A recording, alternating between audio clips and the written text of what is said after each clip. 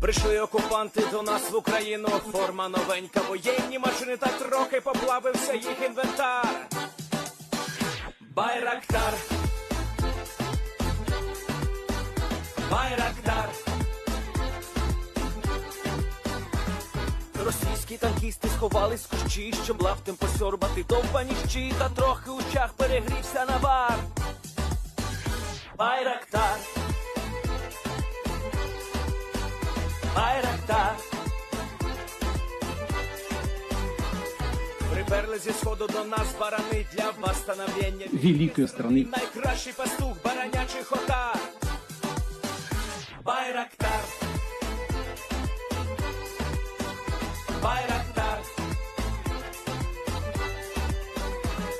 Їх доводи всяке озброєння різне, потужні ракети, машини залізні, у нас на всі доводи є коментар.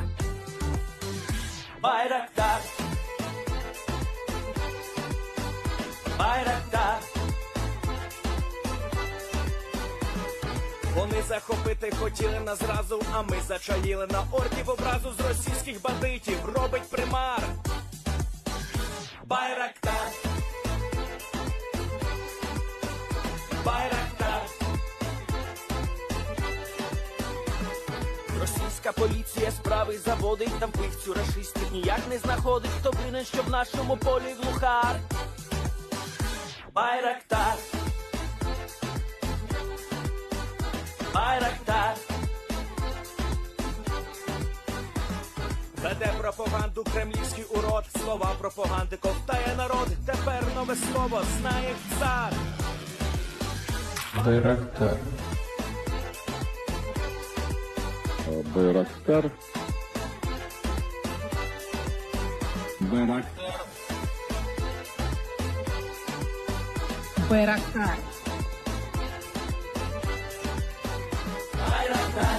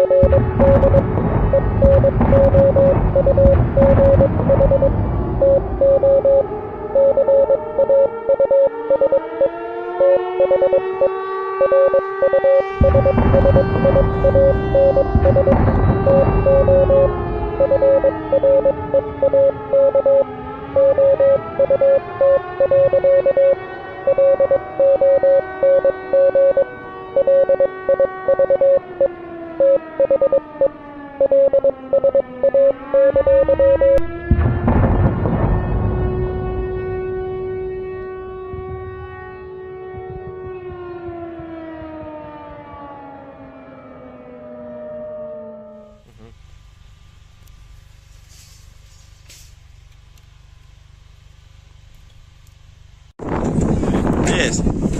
The Leaf Spring Army sends its regards.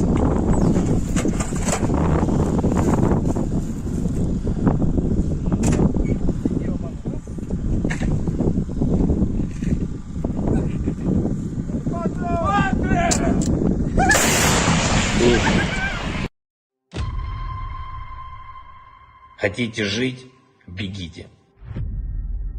Хотите жить – сдавайтесь в плен. Россия не получит новую территорию Украины. Россия присоединит себя к той катастрофе, которую она принесла на оккупированную территорию нашей страны. Оккупант заполняет могилами захваченную территорию Украины. И все больше могил на территории самой России. Ценой того, что один человек в России хочет продолжать эту войну, кто хочет войны больше, чем жизнь. Ваши жизни, граждане России.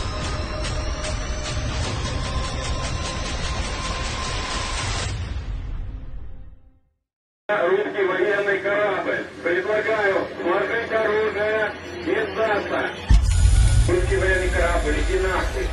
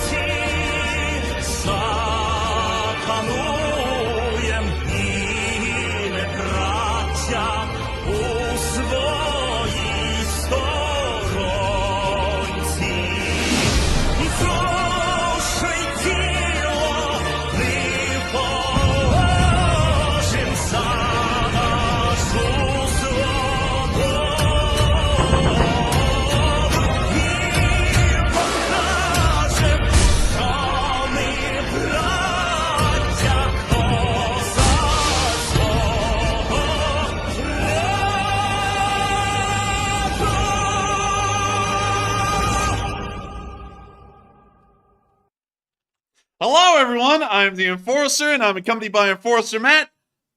And good evening, folks. It's Enforcer Matt, and welcome back to day 580 of the news. And it's good to see you all once again after another very successful fundraiser. And of course, we're going to be covering the past 24 hours of the news of the war in Ukraine. But before we even get to it, I have to once again give a massive shout out to the Lee Spring Army that was able to raise $7.3 thousand for Razom for Ukraine over this weekend. An absolutely incredible figure, one that really no other channel can reach on a single weekend. It's very rare to see it, and it's amazing to know that y'all have once again been able to help out and save the lives of people over there in Ukraine thanks to Razom. And so a huge shout out to the Lee Spring Army again, but an even bigger shout out to the Ukrainian Armed Forces that have been going ham, and also, some of y'all may have seen it in the thumbnail, they got the Abrams yesterday, and we're going to be covering all of that tonight in tonight's news summary and segment. And so, moving on into the news and where to even begin, because there's just so much to cover. We're actually going to move down to Romania, the Romanian-Ukrainian border, for just a little bit of a warm-up, and then we'll go into the big meaty stuff around Robotyne here in a second. But of course, as many of y'all have heard, there has been continued attacks around the Danube River area, even with the Romanians setting up air defense systems and also moving their armed forces into the area and declaring a no-fly zone. We've seen that the Russians have tried to attack the corridor crossing the Danube River, and this was one of the clips from United 24. When you see the explosion right there on the shoreline, and this video is being taken from a Romanian barge. Dai în fața că mai trimit. Dați drumul. Mai vin încă. Auziți? Nu le auziți. And that's the end of that Now, real clip. quick, just to clarify something, because I wasn't really sure what to think of this footage when I saw it first. Is this actually a drone coming across onto Romania's territory, or is it being filmed simply from a barge in Romania? This is being filmed from a barge, and from what we understand, the drone's blowing up on the Ukrainian side of the Danube. And also, we got a location of the town. It's Isekia. So let me go find Isekia real quick on the map. Let me go find it. There we go. So this is directly across the river from Orlivka. And based off of what we're seeing, let's see here. It looks like... let's see here. What does it really look like? Well, we can see a barge docked right here near... and hopefully I'm pronouncing that right, Isekia. We do not really see the same kind of port facilities on the Ukrainian side of the river, but let's look around here. Let's see if we can get on a street view. We can, so let's see if we can find anything that looks like an identifying landmark in this clip. Okay, this is certainly not the Romanian side that we're seeing in this video, because there are lights up there, and there's also kind of a dike that has been built around the dock, and we don't see that here. It just goes straight into the ocean. On the other hand... Well, not the ocean, I'm sorry, the river. On the other hand, moving on up towards the Ukrainian side, if we can get a street, well, we can't get a street view, but we can get a river view. And it appears to be a barge, like the one we saw on film, and we can also see those same lampposts over on the Ukrainian side that we're seeing in this clip right here. So this is, in fact, a barge that was docked on the Ukrainian side of the river, a Romanian barge, but the attack occurred on the Ukrainian landing near Orlivka. So that appears to be the breakdown of the whole story right there as far as we're seeing on video. But moving on from that, we also have a second clip showing the attack on the Danube River crossing right there. And also, just in case y'all are wondering, are there any bridges over the Danube River from Romania to Ukraine? No, there isn't, which is a very weird thing considering how narrow this river is. There are no river crossings by bridge. All of it is by barge. I believe the only crossing you can find is up here, and it only crosses this almost creek-sized Prut River. It does not cross the Danube, but beyond that, there is no actual bridge that connects Ukraine and Romania together from what I was able to find earlier today. So the only way to make it from Ukraine and into Romania and vice versa is by barge over the Danube. But here's the clip. This is once again looking at the barge landing near Orlivka on the Ukrainian side of the river. We can see the explosion of the drone right there. Băi, nești nebun la cap. Băi, trebuia să o dea și aici, băi, fraților. Uai de capul. Băi, o dicor, dați drumul, fraților, de acolo. And once again, this appears to be from the Romanian barge landing near Sechia, looking over onto the Ukrainian side of the river.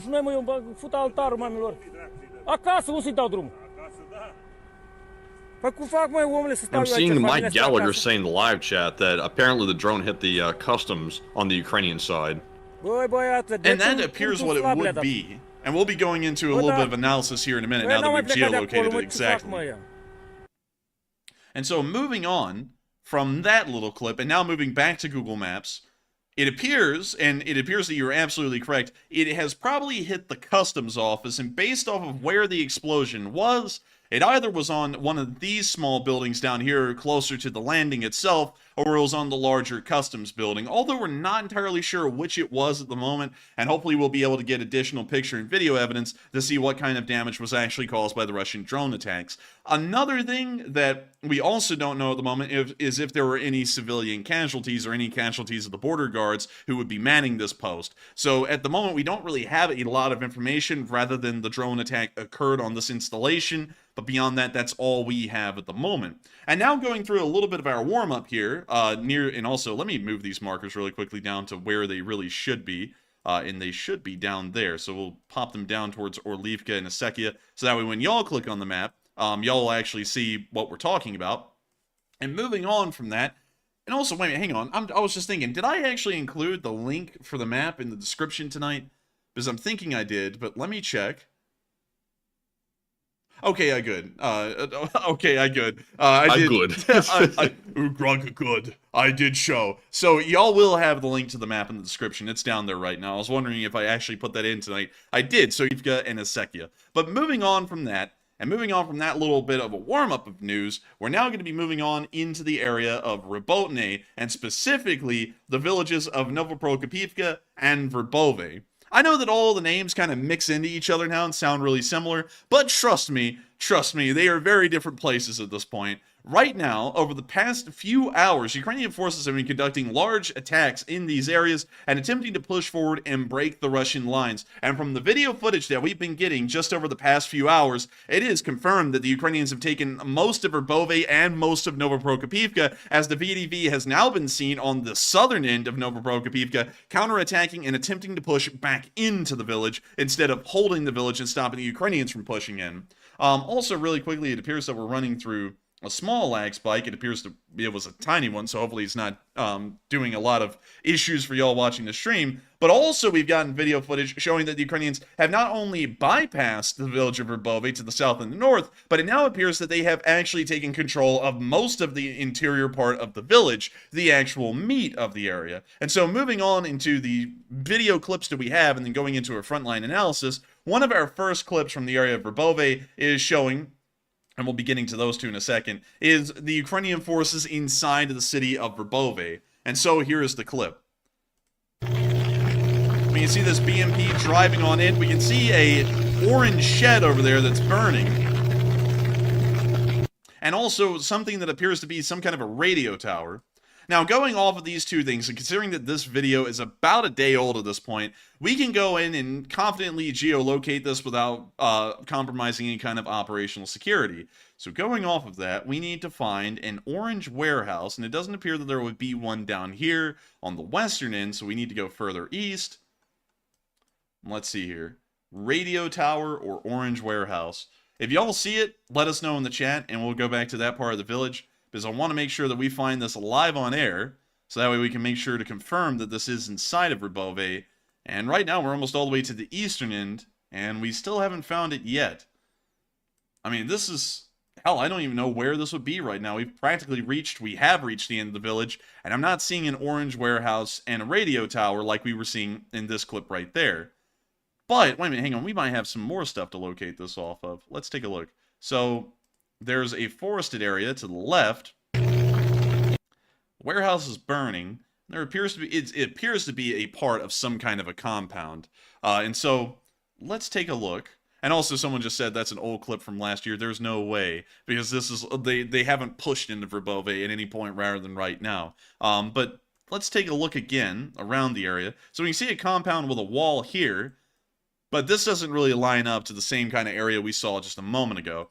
If we move over here, however, we can see another walled compound and maybe a radio tower somewhere around the area, but doesn't really line up exactly to what we're looking for. And so, let's see. And also someone said, follow the power transmission lines. And I would if we could find them. But sadly, I'm not really seeing any high voltage lines in the area to start tracking. Wait a minute. That looks kind of like a tower. Do we have Street View down there? Nope.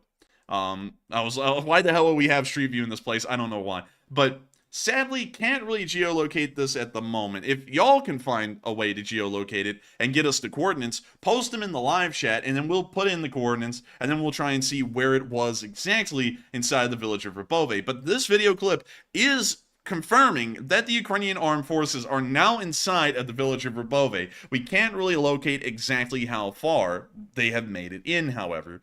This is still promising news, because the last time we covered the news on Sunday, Ukrainian forces were fighting through the northern and southern flanks of the village, and we hadn't seen them take the center yet. And so now that video footage has come out confirming that the center has been taken by Ukrainian forces, this is certainly confirming that the Russians in this area are in some form of a collapse or a retreat. Moving on from that and into the next clip, we also saw the unfortunate news that a Marder 1A3 had been lost. Of course, it's not shocking to see that armored personnel carriers like Marders are lost, and this one appears, due to the light damage that was actually caused to its superstructure and frame, that it was most likely hit by some kind of a artillery shell that then set the Marder on fire. We can see, however, that it was detracked on the right side, and it's completely missing its left side track, so I don't really know how to explain that too well. We can also see a picture there of the Marder actually burning, and then the last picture we can see a duplicate of it burning again. Once again, notice that it doesn't appear in these two pictures, especially this one, that it had been hit by anything incredibly strong like a ATGM and knocked out. So we're most likely assuming that this was another kill by the Russians from artillery. We're not sure. Is it ever really a good idea to call military equipment a martyr? Like, is that a good nickname to give a military piece of equipment? That's a good question. I don't really know if it is. But the Marder 1A3s are a pretty decent armored personnel carrier. Tracing their history back to the German army around the 1970s, these little vehicles right here are very comparable to an M113 and a Bradley hybrid, having about as paper-thin of armor as an M113, but also being able to have close to the same amount of firepower as an M3 Bradley. This thing's a pretty interesting vehicle, and was a large part of how the Panzer Grenadier units of the German army operated, even up until the present day, until these APCs were replaced by their modern variant. They also are able to equip a Milan ATGM, specifically the Milan 2 or the Milan 3 ATGMs, which are very comparable to the the TOW 2 systems. I'm not really sure, and I'm going to have to feign ignorance on this one, if there is a top-down version of the warhead for the Milan. I'm not really sure if one exists. From what I understand, it is a direct impact similar to a TOW 2. The one that many of y'all are probably thinking about that is the top-down TOW that explodes is the TOW 2B. The TOW-2 is a direct impact missile. The TOW-2B explodes top down.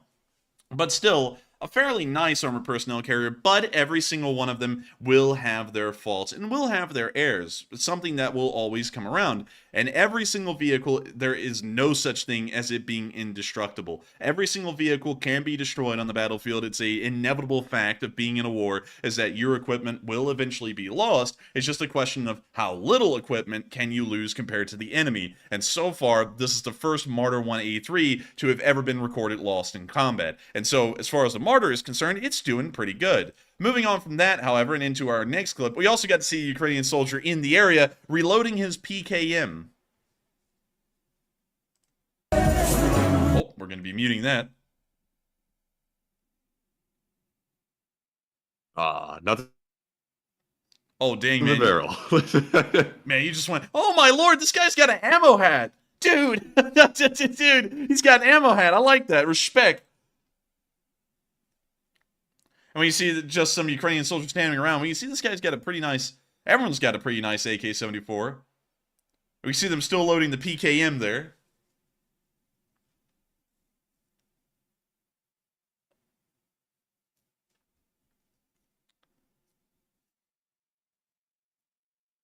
Man, the Ukrainians are always loaded. Like, you know, the Russians are loaded in their own way, but the Ukrainians are actually loaded.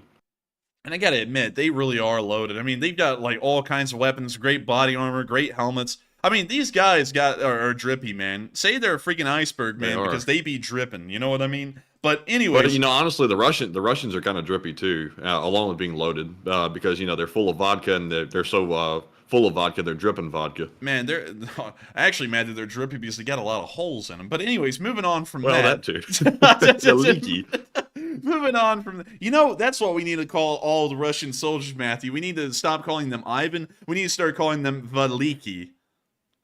Oh, yeah. Yeah, please. But anyways, moving on from the direction of Verbove, where we've been hearing great progress of the Ukrainian forces against the motorized brigade holding that area, we've also seen that over the past 48 hours, the Ukrainians have been making exceptional progress against the Russians at Novoprokopivka and the VDV forces that have been holding that village for practically weeks on end at this point. We saw that, well, I'll be saving that clip for the second one. I'm trying to figure out which ones to show first right now. But we saw that the Russians are actually conducting counterattacks against Novoprokopivka at this point with tanks, and it appears that the tanks are being destroyed by Stugnas.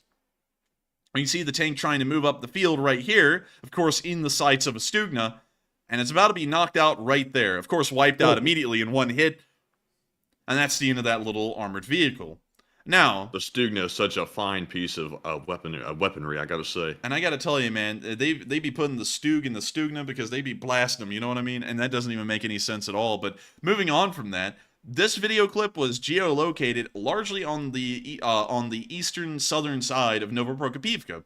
And this is giving us some very telling information over what's happened in the past 48 hours. You will not see this represented on Deep State UA, by the way. We've checked, and they show that there's been no frontline advances in this area, although we have video footage showing that the Ukrainians are inside of Verbove, and we've also been able to geolocate, although we're not given the exact position, that Stugna clip came from the south and east of Novoprokopivka. This means that Ukrainian forces have now captured most of Novoprokopivka, considering that the southeastern end of the village is most of the village. We also know that they control this northern little outcropping here, so that means that the Russians probably only control the area of the highway in between Ilchinkove and Novoprokopivka, and maybe some of the remaining houses in this area right here. Beyond that, they don't really control much left of Novoprokopivka. And considering that the VDV is attempting to counterattack at Novoprokopivka, like they have been trying to counterattack already the entire time over the past 4 days, and they're not making any progress, it is showing that the massive amounts of Ukrainian firepower that have been wielded in this area are starting to create some incredibly positive results. And hopefully we'll be seeing that they'll be able to capture the entirety of Novoprokopivka and move towards Ilchinkove here within the next few days. But the Ukrainian Ministry of Defense has been talking about the massive progress that their attacks have been creating in this area, and there is no doubt about it. They have been massive. in the amount of progress that they have been making. The Russians have truly thrown everything they have in this area at the Ukrainian armed forces in their advance. While the Ukrainians are conducting their offensive, the Russians are conducting a counterattack simultaneously against Ukrainian forces. And yet, through all of this, the Ukrainians have not only been able to somehow run head-on into this Russian counterattack in their own offensive, but they've also been able to push them back simultaneously, which is an impressive effort by the Ukrainians, and amazing to see that they are just continuing to push on forward despite all odds, and especially going up against what could be considered fairly decent Russian units. The VDV, while not being a great unit compared to Western militaries, for Russia, it's on up there. I would say it's actually comparable to a normal Ukrainian infantry unit by training, most likely. You know, hell, the Russians' best training is probably about on par with Ukraine's average training for their infantry. And so seeing that all of this has come together in this offensive so far to show that the VDV isn't even able to hold back any of the Ukrainian forces, and on top of that, not even slow their advance rather than to a small degree, it's showing that the VDV is doing fairly poorly. And also, from what we understand, they've been taking incredible losses as well. We've heard rumors that 2 battalion tactical groups of the VDV have almost been eliminated in Novoprokopivka due to the heavy losses they've received, but those at the moment are just rumors. We don't actually have any exact confirmation on if that is true or not. But moving on into our next clip, we also got to see that the Ukrainians have been using cluster munitions in this area, and were able to score an incredibly solid hit. And we can see the Russians out there, and we can see the cluster bomb come in, and it was quite accurate. We're assumed to, well, actually, they'll be falling to the pit of hell. But anyways, moving on from that, now that I butchered that little statement, we're now getting, oh, wait a minute. Nobody could even hear it because we were lagging. Well, let's wait for the lag to go, because YouTube just told me they didn't even have a connection. Very sorry about this, Aaron. We sadly can't control internet connectivity, no matter how hard we've tried, but moving back, well, we're not going to move back into that clip, but basically what it was showing was some cluster munitions landing on top of some VDV forces in the area, and it appeared that the hit was incredibly accurate to say the least, and caused a decent amount of damage. Moving on from that, however, and moving out of the front lines around this area and into the overall battlefield analysis, from what we can tell, the Russian VDV and the mechanized and motorized brigades that are currently trying to hold the area of Verbove are failing at their actual goals and tasks. But really quickly, let me go find him again. Where the hell did he... Man, the live chat's moving so quick. I had to scroll up for like a whole 30 seconds. So let me take that and go put it in off screen, and let me go find it there. So, let's see here. That looks like the same. Nope, that's not the same coordinates right there. Let me see if I can just put this in like this and just remove the commas. Do that. We'll find it. Nope. So let me get rid of that. We're gonna try it again. We'll just get rid of that comma there. We'll put a space there. Let's see if it'll do that. Nope. Let's get rid of that comma then. Nope. It's not finding it. So I would show where that is on coordinates, but sadly we can't. And it also appears that we're being lag-stricken again. Just in case y'all are wondering, one time we actually did set up a system that was able to trace back what's going on with the YouTube connectivity, and we did find out that someone was DDoSing us, but they were using a VPN based in the Netherlands. So we don't really know anything beyond that. It's most likely that because our internet connection on our end is pretty good. But nevertheless, it's still going on, and we're most likely still being attacked if we checked.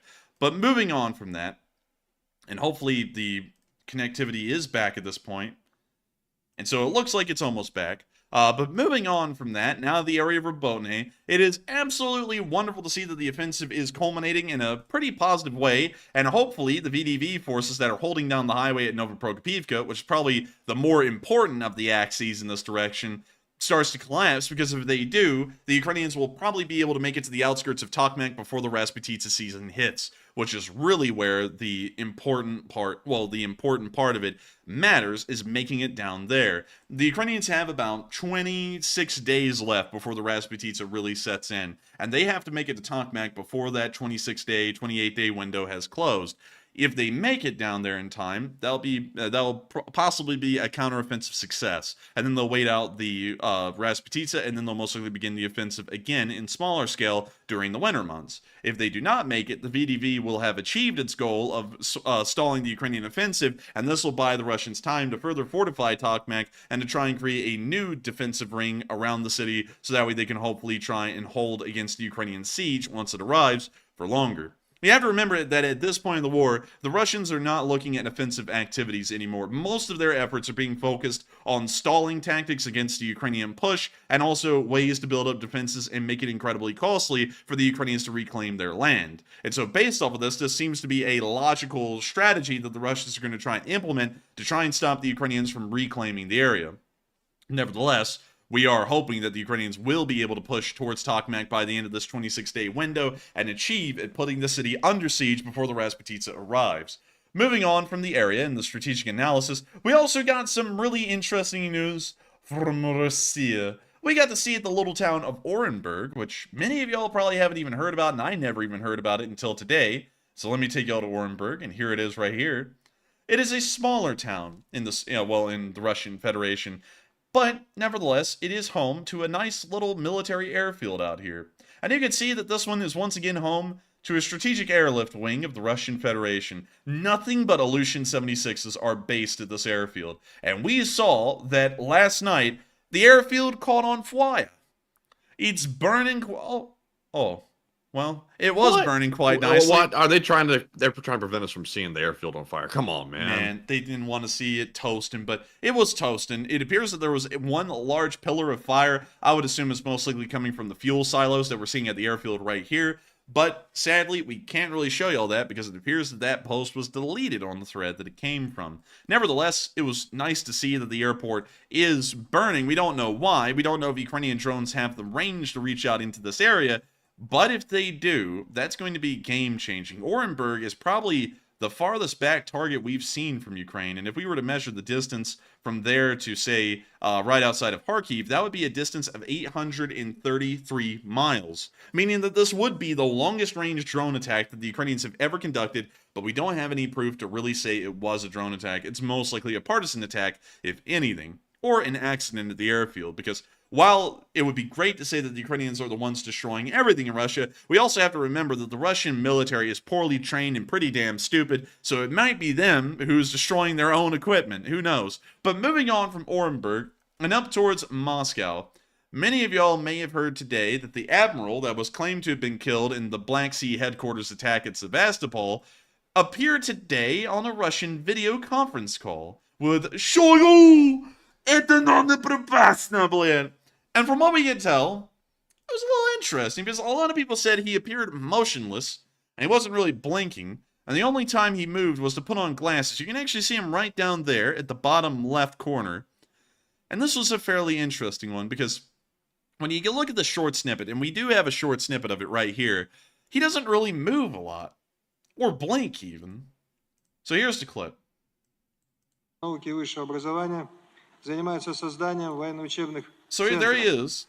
В прошлом году приступили к работе 16 таких подразделений, что позволило увеличить количество студентов, проходящих военную службу, почти на 2000.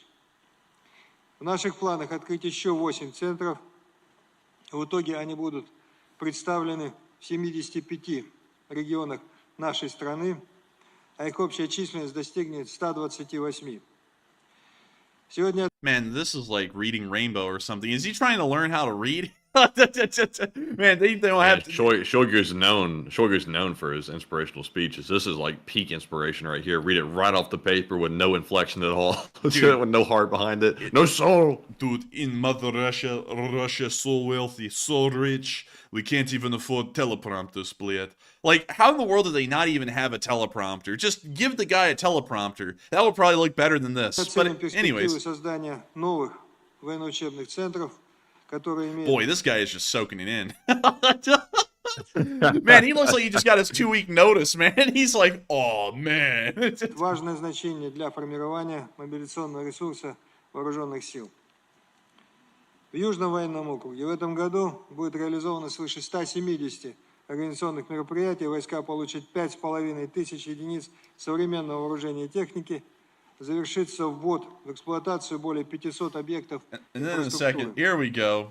Ведется работа по комплектованию соединений воинских частей. Okay, here really quickly. And what's up with the back of his chair, though? Like, why is there like a sheet like over the chair, and nobody else's has that?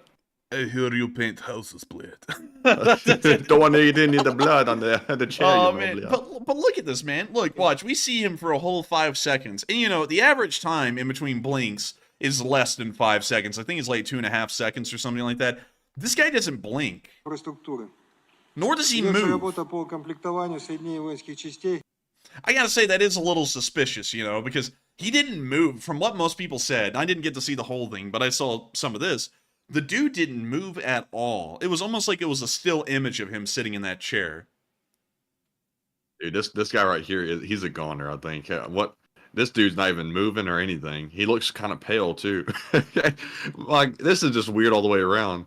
Man, I'm telling you, man, what they did is they got the Madame Tussauds figure of him out of the museum in Moscow. They threw him down in a chair. That's why they have a little cloth covering on the back of the chair, so that way the heat doesn't end up sticking the wax to the back of it. Because this guy is, like, dead. He's, like, even if he is really there, this guy is, there's something bad wrong with him, and they've just put him on air for some reason. He's not blinking. He's not moving. It almost is like it's a still image. I'm kind of believing it may be. So at the moment, of course, the Russians are trying to show the guy's alive, but who really knows if he is or isn't? He might not be alive. But anyways. You know what it looks like? It looks like, because that, like, sheet behind him looks like a bed sheet or something. It looks like they took a top-down picture of him laying on a hospital bed with his eyes closed, cut the background out, and then put the flags behind him. That's what it looks like. Kind of does, doesn't it? I could see that. That's actually a good one. I could see that one right there. But with that, we're going to be moving on from that. Take that for what y'all will. Is he alive? Is he dead? Y'all put that in the comments, in the live chat. Let us know what y'all think about that. I'm kind of thinking he's dead, and this is kind of some kind of an attempt to make it look like he's still alive. But who really knows? But moving on from that, and out of Moscow and the weirdness that's always going on there, we also got some really good news from the Polish today. And y'all know we love our polls, and not just the polls we run while I'm covering the news. We also love the Polish people. They're pretty cool folks, and also one of the largest supporters of Ukraine. And we've heard that Andrzej Duda has confirmed that more Polish weapons will arrive in Ukraine in the future. And so to take y'all to this real quick, here's a picture of two beautiful PT-91 Twardies. And I gotta say, I love to see the Twardies. They're never tardy, they're just twardy. But still, Polish President Andrzej Duda has said that Poland can continue to send older heavy weapon systems to Ukraine after they have been replaced by the modernized systems that Poland is either producing themselves or purchasing from the United States and South Korea. From what we understand at the moment, the Polish have literally given everything they can that is within their means. They have given all of their older tanks, most of the PT-91 Twardies, probably including the ones we see in this picture here, have arrived and have been sent to Ukraine. They've sent hundreds of them over the war. They have sent most of their older MiG-29s. They've sent almost everything they have that can be sent. And at this point, the Polish are running into a little bit of a dilemma. If they are to send more stuff to Ukraine, it's going to be brand new stuff that they're purchasing for their own armed forces. And that's going to pose a major issue. Of course, while every country loves to support Ukraine, there is always the national security issue that is far more pressing domestically for each country than it is for Ukraine. And to see that the Polish are going to start slowing down some of their arms support to the Ukrainians so that way they can ensure that they're able to build up their own armed forces is something that's unfortunate to hear, but completely understandable from the Polish perspective. The Polish are dealing with the Belarusians for, conducting further provocations along their border. They also have to contend with the Suwalki Gap as a strategic concern that they must address while being a NATO member. That's going to be their primary concern if a war breaks out, to hold that area really without any support from other NATO allies until later in the future. And they also have to deal with the Russian garrison inside the Kaliningrad area if there was a war to break out. And so it's completely understandable that the Poles are going to wait until they get all of their modernized equipment and keep their fourth strength the same right now, and in fact grow it over time. And then once that's achieved, probably within this next year, they will once again start to send as much support as possible once all of their older equipment has been phased out. And in case y'all are wondering, what in the world are the Polish modernizing to? And let me go pull up the Polish Armed Forces equipment, and I'll show y'all some of the things that the Polish are going to be implementing into their new model army. So moving on through the small arms, we're going to skip the small arms for now and just get on down to the bigger stuff, the vehicles and such things as that, because we're not really seeing a lot of improvement in the small arms category, but what we are seeing is improvement in their actual tanks, armored personnel carriers, artillery, and so on. They are largely phasing out the PT-91 Twardies that we're seeing right here. Most of these have actually been shipped from Poland into Ukraine already and have made it into frontline service, although we don't really see a lot of them. They've also sent almost all of their T-72s, I believe, because those are largely dated as well, but something that the Ukrainians are quite experienced with, and they're now modernizing into not really the Leopard 2. They do have Leopard 2s, and they are continuing small purchase orders of them, but what they're really going for are K2 Black Panthers, which is a tank that many people don't even know about, and it's a very unsung hero of the Eastern Asian world. This is actually South Korea's indigenously designed main battle tank. It's a fairly interesting looking main battle tank with an incredibly narrow turret profile at the front, of course tapering to be much larger near the rear. It is based They did a good job. I will say it looks like, I think you're about to say it too, it looks almost like the Leopard. It does almost look like a Leopard. It kind of looks more to me though like a weird implementation of a Type 90 MBT. And let me go get the Type 90 from Japan, which is right here. But that also looks a lot like a Leopard 2, to be honest with everyone. But nevertheless, it kind of looks like it was inspired heavily off of the Type 90 from Japan to me. But then again, the Type 90 looks a lot like a Leopard 2, so you could make the argument it does look a lot like a Leopard 2. The K2 is something that we've heard a good bit about if you're in the tank world, but the performance of it, we don't really know a lot about. South Korea has never been involved in an actual armed conflict throughout its entire history, unless of its peacekeeping operations, and we never really see South Korean tanks being used in peacekeeping operations. So beyond that, we don't really know a lot about how this tank will perform. But apparently for the Poles, this thing has hit every single requirement on the list for it to be their next major main battle tank. And while they'll still have a small fleet of M1 Abrams, like we can see right here, they have an order for 250 M1A2 SEP V3s that have not been fulfilled yet, but they only have right now about 40 M1 Abrams and somewhere around 200 or so Leopard 2s. They're not going to be getting any additional Leopard 2s in the future. They've largely just cut that out altogether. They'll be getting a somewhat decent amount of M1 Abrams and a massive amount, a literal butt-ton amount of K2 Panthers going on into the future. They currently have unfulfilled orders of around 1,000 K2 Black Panthers that they'll be receiving into the next few years. And so we can see that the Polish are massively upgrading their militaries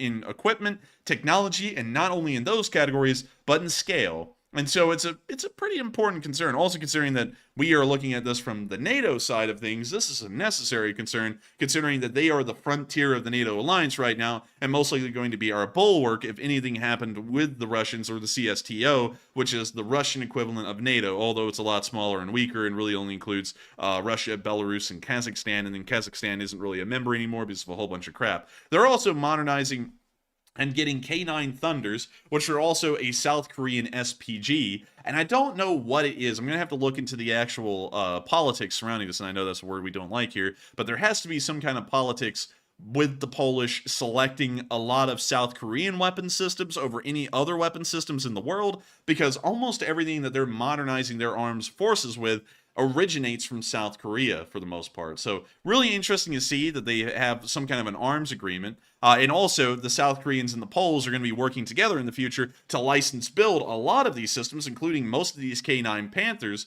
well, not K9 Panthers, K9 Thunders inside of Poland instead of building them in South Korea and then transporting them to Poland. So a really interesting development, and of course one that's understandable from the Polish end, that they would want to get those modernized systems, and while they're getting them and replacing their older equipment, they'll then send the older equipment on into Ukraine for the Ukrainians to use. Moving on from that little bit of news in Poland, it's now time for us to get on into the whopper of the news in terms of the location unknowns and the support that's finally arrived from the United States today. and it's massive. Of course, all of y'all have seen it in the thumbnail. A lot of y'all have been hearing about it, but it's finally happened. According to the Ukrainian government, they made an official statement, and it is absolutely incredible. But so many of y'all have been talking about things that we have already covered in the news. For example, the meeting with the admiral of the Black Sea, who did not move. And also a whole bunch of other things, like the attack on the Romanian river crossing at the Danube. Loads of y'all have been asking questions about, have we seen that? Do we know about it? And what's our take? And also, what's all of y'all's takes? And y'all been talking about that with each other. And a lot of y'all have had some really interesting stuff to say. And so with that, what do we got, Matthew? All right, and moving into our first poll and question segment, we're actually going to address the poll that is currently running right now. And it says, is the commander of the Black Sea Fleet alive as seen in the video conference? It looks like 66% said, nah, he's been had, he's gone. 10% said, yes, that's him, he's just tired. 24% said unsure.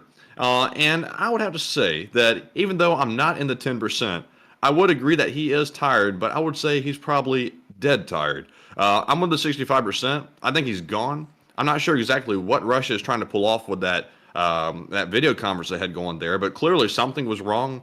If I'm correct, he never spoke at any point, right? I don't think he did. Yeah, he never spoke at any point. It looked very suspicious. He never really opened his eyes or really moved at all. So, obviously, when nobody's moving and they've been claimed to be dead for a while, that obviously raises some suspicions. But Enforcer, what say you? Madame Tussauds wax figures. That's what I have to say. In all honesty, it was a little weird, especially considering he didn't talk, he didn't really move, and he barely blinked. So I'm assuming that he's probably dead, but we'll have to wait for more additional news and find out if he really is dead. And I'll say this really quickly. There is a small amount of a chance that he is actually alive. And we'll be going over that in the future if it does happen. I'm largely thinking he's dead right now, so I'd have to go with the 65% of y'all that said he's most likely, dead. But there is always a slight chance that he could be alive out there, but we'll just have to really wait and see on that one. And so with that, hope that does address that fairly well. And we are on to the next one. All right, and our next poll says, let's see here if my phone will work. Is it only a matter of time before Russia hits an occupied area of Romania with a drone? And when I say occupied area, I mean a populated area, but I had to put occupied because of the word limit. And 78% said yes, it's only a matter of time. 12% said, it's possible, but unlikely. 6% said unsure, and 3% said no, Russia knows better now. And I would say Russia definitely does not know better because they're still launching attacks right there on the border, which is extremely reckless. But it's really not as reckless as I once thought it was because NATO isn't responding very aggressively to it. So maybe Russia doesn't have much to fear after all when it comes to launching attacks right next to a NATO border like that. It should be the other way around, but it's not that way in practice, apparently.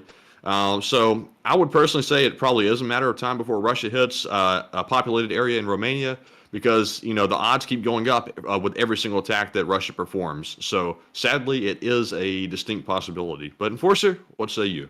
I would have to say that the attacks are somewhat reckless, but it probably will be a matter of time before one of these drones land on Romanian territory in a village and ends up killing people.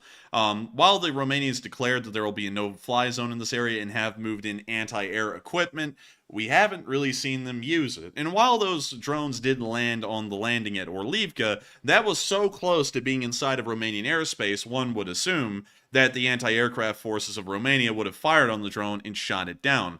And I know a lot of people are saying, well, hey, wouldn't that be, kind of violating Ukraine's sovereignty?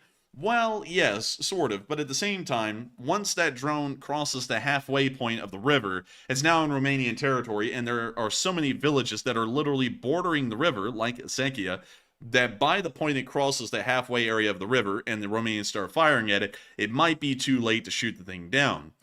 So going off of all of this, I would largely have to say it's only a matter of time before it hits something. And then what do we do as NATO? Are we going to respond in some sort of a severe way? Are we just going to brush it under the rug? Who really knows? Because so far the response has been somewhat weak for what I was expecting. I was expecting that we would have been gung-ho to show the Russians up and, of course, shut them down. But at this point, we haven't really seen that happen, and it's kind of a little concerning if we will see that happen, if Romanian citizens do end up getting killed. Everyone has to remember, and especially a lot of our American viewers, that while we are in the United States, which is thousands of miles away, The reason why the United States and the Western world stays on top of things is because we all stand for each other and defend each other when anything happens. And so if anything happens to a Romanian citizen and a couple of them get killed, that is entirely our problem, being a NATO member and a NATO ally. And I believe that if any country should be spearheading a defense of Romanian citizens, it should certainly be leading countries of the Western world like Japan, the United States, Germany, the United Kingdom, and France that should step forward and say, on the Romanians' behalf, that they will not stand for such a provocation and such a ruthless killing of innocent lives of NATO citizens inside of Romania. And so with that, I hope that does address that fairly well, at least in my opinion. And with that, we are on to the next one. And for some reason, I keep seeing folks saying in the live chat that they propped up that general like a weekend at Bernie's. Does that happen to go something a little bit like this? The top 1% keep eating the McDonald's. Like, what are they talking about? Is that a show or something? Of this country owns half of this country's wealth. We need equal wealth distribution. But let's see here. Weekend at... I don't know what that is. Let me go type that in. Weekend at Bernie's. So it's a movie. Huh. And in the movie thing, they're propping up a guy. Oh, so it's actually a real deal. Like, it's not just a joke. Yes, like, that's a picture of them holding up the guy. So, apparently this is like a whole movie thing. Like, a whole skit that they had for a movie. But... Dang, Bernie changed looks a little bit. Man, this guy does not look like he's about to sit there and go, "We need your support for our campaign. $8 means a lot." It looks like he's not going to say that. but man, send me to rehab quick. That's what it looks like. I gotta tell you, this has to be hitting differently. But anyways, we're having too much fun with that. We're going to be moving on into the next one. All right, and our last poll says, are you surprised the Abrams arrived in Ukraine this soon? It looks like 51% said no, it's about time they arrived. 38% said yes, I thought it would take longer. 7% said I'm indifferent on this one, and 5% said unsure. And to be totally honest with you, I thought it would take longer because I thought that the U.S. was stalling on the Abrams very similarly to the F-16, and it looks like the Abrams are actually getting there as they were promised. So that's kind of shocking. I thought they were going to stall on it, but I'm glad to hear it because obviously Abrams is a very reputable and great tank, and I'm sure it'll be put to great use. I don't think it's leaps and bounds better than the Leopards and the other tanks they already have, but it certainly is to have, or good to have bigger numbers of these tanks. But Enforcer, what say you? I would say it's amazing to hear that the Abrams are finally arriving. It'll probably be a few more weeks until they're implemented into frontline service, but they are very good tanks. Before I move on, though, I have to say, expect one to be lost. Every single tank will end up being lost on the front lines. And I do not want to be one of those people that I'm sure you're hearing out there who are saying that unlike the Challenger, unlike the Leopard, the Abrams will be a truly invincible main battle tank. It is not. There have been many of them lost in combat before, and the Abrams will be lost in combat in Ukraine. It's only going to be a matter of time. But one thing I do have to say is that while one of them may eventually be lost on the battlefield, it is very important to remember that it's not about how many of them end up being lost, is about how many of them are lost over a period of time. And if that amount is far less over a longer period of time, you're way better off than the Russians are. And on top of that, the Abrams is great as far as ergonomics is concerned in every way compared to a Soviet-era main battle tank, including even the modernized ones like the T-80 BVM or the T-90. It's going to be way better, and I think that's a massive step up for the Ukrainian forces that they're finally getting these Abrams, and hopefully they'll be able to put them to great use nearly immediately. And so with that, I hope that does address that fairly well. And I see a lot of people saying, let's see, a lot of people are saying a whole bunch of stuff about what I said. Some people are saying, well, tanks will be lost. But the reason why I'm saying that is because a lot of people get, and of course, while we're pro-Ukrainian, we always want to remain unbiased with things. A lot of people act like when we say that Western equipment is better than Russian equipment, they act like that means it's invincible. And a lot of people put out statements like that about every single tank that's arrived in Ukraine so far. We heard that with the Leopard 2, we heard that with the Challenger 2, and now we're hearing it kind of with the Abrams. Everyone's always giving the unsinkable ship speech about each tank. And I'm just going to have to say up front this time, because it's just historically proven, Abrams have been lost before. A decent amount of them have been lost in the hands of the Iraqis, who were using them against a certain group in the mid-2010s. And a load of them actually ended up being lost from enemy fire. We're probably going to see the same thing as well. The M1A1 doesn't have all of the protection that an M1A2 or an M1A2 SEP has, and we would probably see that one of these will get lost, most likely by artillery fire, rather than anything else. And I kind of want people to know that going into this, because I don't like putting out unrealistic expectations for Western equipment. It is by far way better than anything that the Soviet Union or the Russian Federation has to throw at it. But nevertheless, that does not mean it's indestructible, and that does not mean that every single one of them is going to end up surviving the war. I would say probably give it a month once it's introduced in the service, and I'll put money on it that by that point, one of them will have been knocked out by artillery or something similar. But they're still going to do incredibly well. Don't get me wrong, but I don't want anyone to go into this thinking, oh, the Abrams is the savior. It's going to be a savior, yes, but it's not going to be an invincible, immortal being of the battlefield. So with that, I hope that does address that fairly well, at least in my opinion. And with that, we are on to the next one. And with that, that was our last poll for now. So we are moving back into, or actually for the first time, into our Super Chat questions for the night.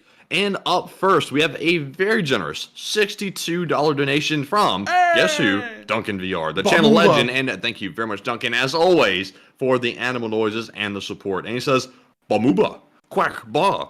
I had some good sales from my online shop today. Oh, I didn't know you had one, by the way. It's very cool. He says, also, Baba, here's some pizza. Funds, ba, meow. The Admiral Baba was dead tired. Oh, listen to that long, boring speech. Ba, moo. No respect, I'm telling you. Ba, quack. Oh, man. Just leave like and Baba, quack.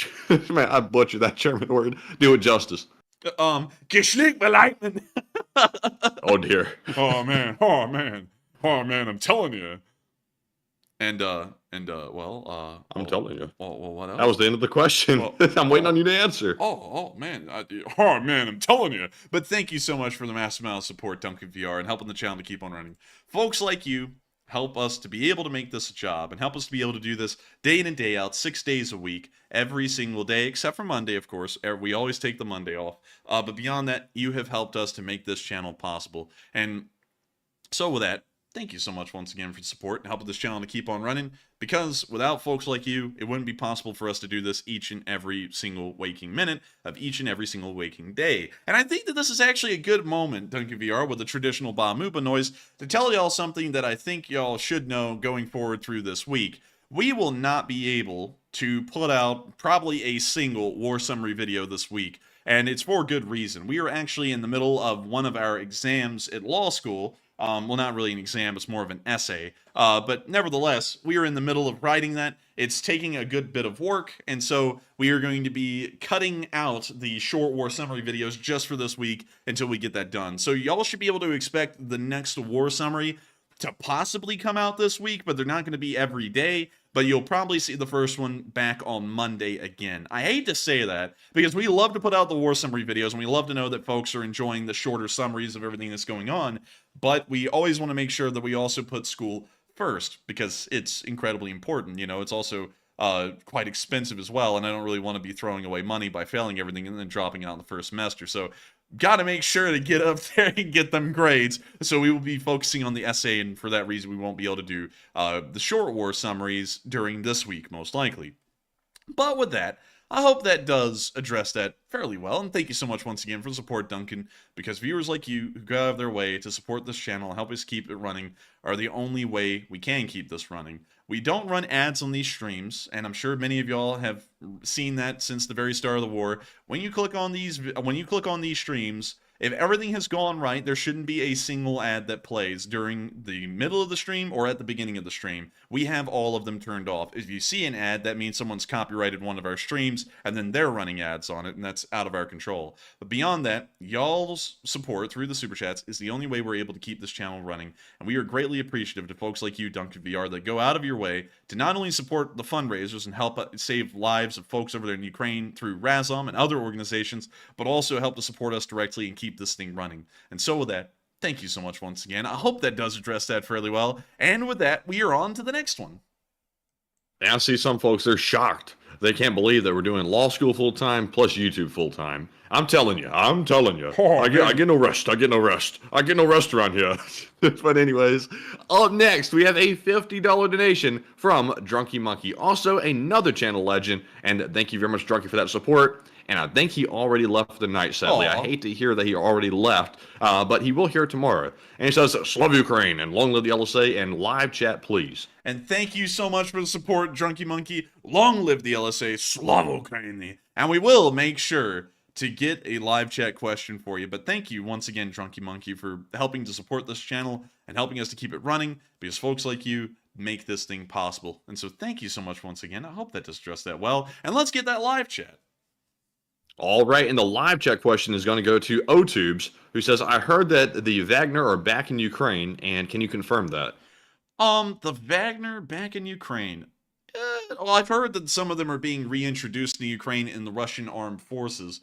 The Wagner has ceased to exist, though. After Prigozhin got killed by the Russian government, they dismantled the Wagner largely in completion. So there's nothing really left of it except for people who were once a part of the Wagner unit. So some of those guys are actually saying that they want to return back to the front lines because that's really all they know and they don't want to go back to prison.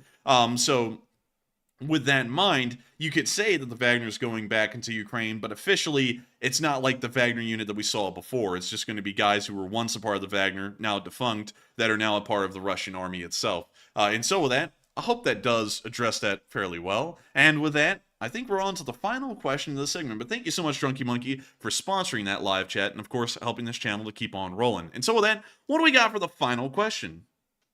And this one goes to Ben Andrews, who puts in a 30. And thank you very much for that support, by the way. And also, I can't remember if that's your first one or not, but we do appreciate it very much, Ben. And he says, "Wish you all the best with law school and finally get to watch live for the 4th time since the 3rd day of your streaming. And please pass the question on to the chat."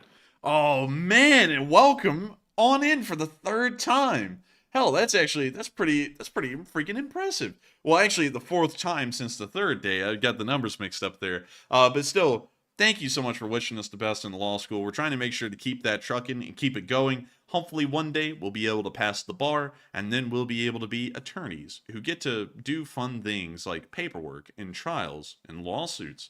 Oh, that's real fun. But still, thank you so much for being such a long-time viewer since the 3rd day. That means you've been here for 577 days of the war with this channel. And I'm incredibly honored to think that you've been here with us for so long, that you enjoy the channel enough, you find it worthwhile to support. And of course, your support helps us to pay the bills, helps us to be able to keep the lights on, helps us to be able to pay rent. That's largely what all of that crap is, paying the bills, keeping the lights on. That's really just us paying rent. Going to law school, which of course we have to do. It all adds up. And of course, y'all's support helps us to be able to keep everything going in the background. And so thank you so much once again, Ben Andrews, for being here for the 4th time live on air, and also asking for a question in the chat. And we will make sure to grab one. And so with that, what do we got, Matthew? And this one goes to Nathan Fisher, who says, "Do you think in the next few years that U.S. aid will slow down or stop?" I don't think that U.S. aid is going to slow down or stop. It's something that is, of course, being brought up right now, but it's one thing that I just find incredibly annoying to cover because, you know, oh man, I get really exasperated even talking about it because it's the way the country is now, and I've got to be honest, really a lot of people who are very politically minded nowadays don't have like any sense at all, and they just say things that don't make any sense on either side. But right now, there's a small group of people in the U.S. government, and it's small because you can see that all of the aid packages are still being passed. It's just a small group of people that resist it. But a small group of people are not fans of supporting Ukraine at all in the U.S. government. And because of that, a lot of people are asking, will the support continue? And the answer is yes. Because even if things change during the next election cycle, a large part of the one group still supports Ukraine, and then almost all of the other groups supports Ukraine completely. So there's not really going to be that much of a change. The support will continue on into Ukraine, probably until the war is over. And while some people don't get it, and of course there's a decent amount of people here in the United States that at this point I would have to believe are being paid by the Russians to say some stuff that the war isn't worth our time and we should focus on our efforts here. it's something that I just don't really see as a by and large scale thing here in the States. A lot of people aren't really into that idea, and a lot of people buy into the idea that this is kind of what the United States was supposed to do. We were supposed to face down the Soviet Union, and now it's the Russian Federation that we're facing down, and we're not even having to fight them directly. We're fighting them by proxy through the Ukrainians, and they're doing incredibly good because of that. From a strategic perspective, considering that they're a rival, it's never going to change as a premise from the government that we will continue to support them. The Russians are a rival. It would make no sense for us to allow them to grow their power in the world and then bring another country back under their realm, which would be Ukraine. That does not make any sense here.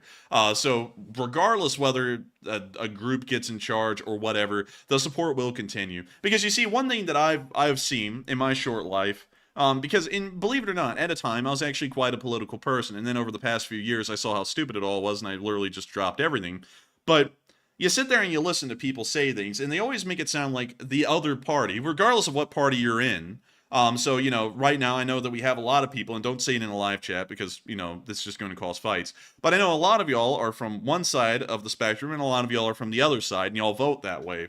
But notice how every single time an election cycle comes around, the other side is demons that are trying to kill you and eat your babies and then kill all of your babies. And then once they get elected, really nothing changes. It all just kind of keeps on going the same way. And the changes are usually very, very minor every single time.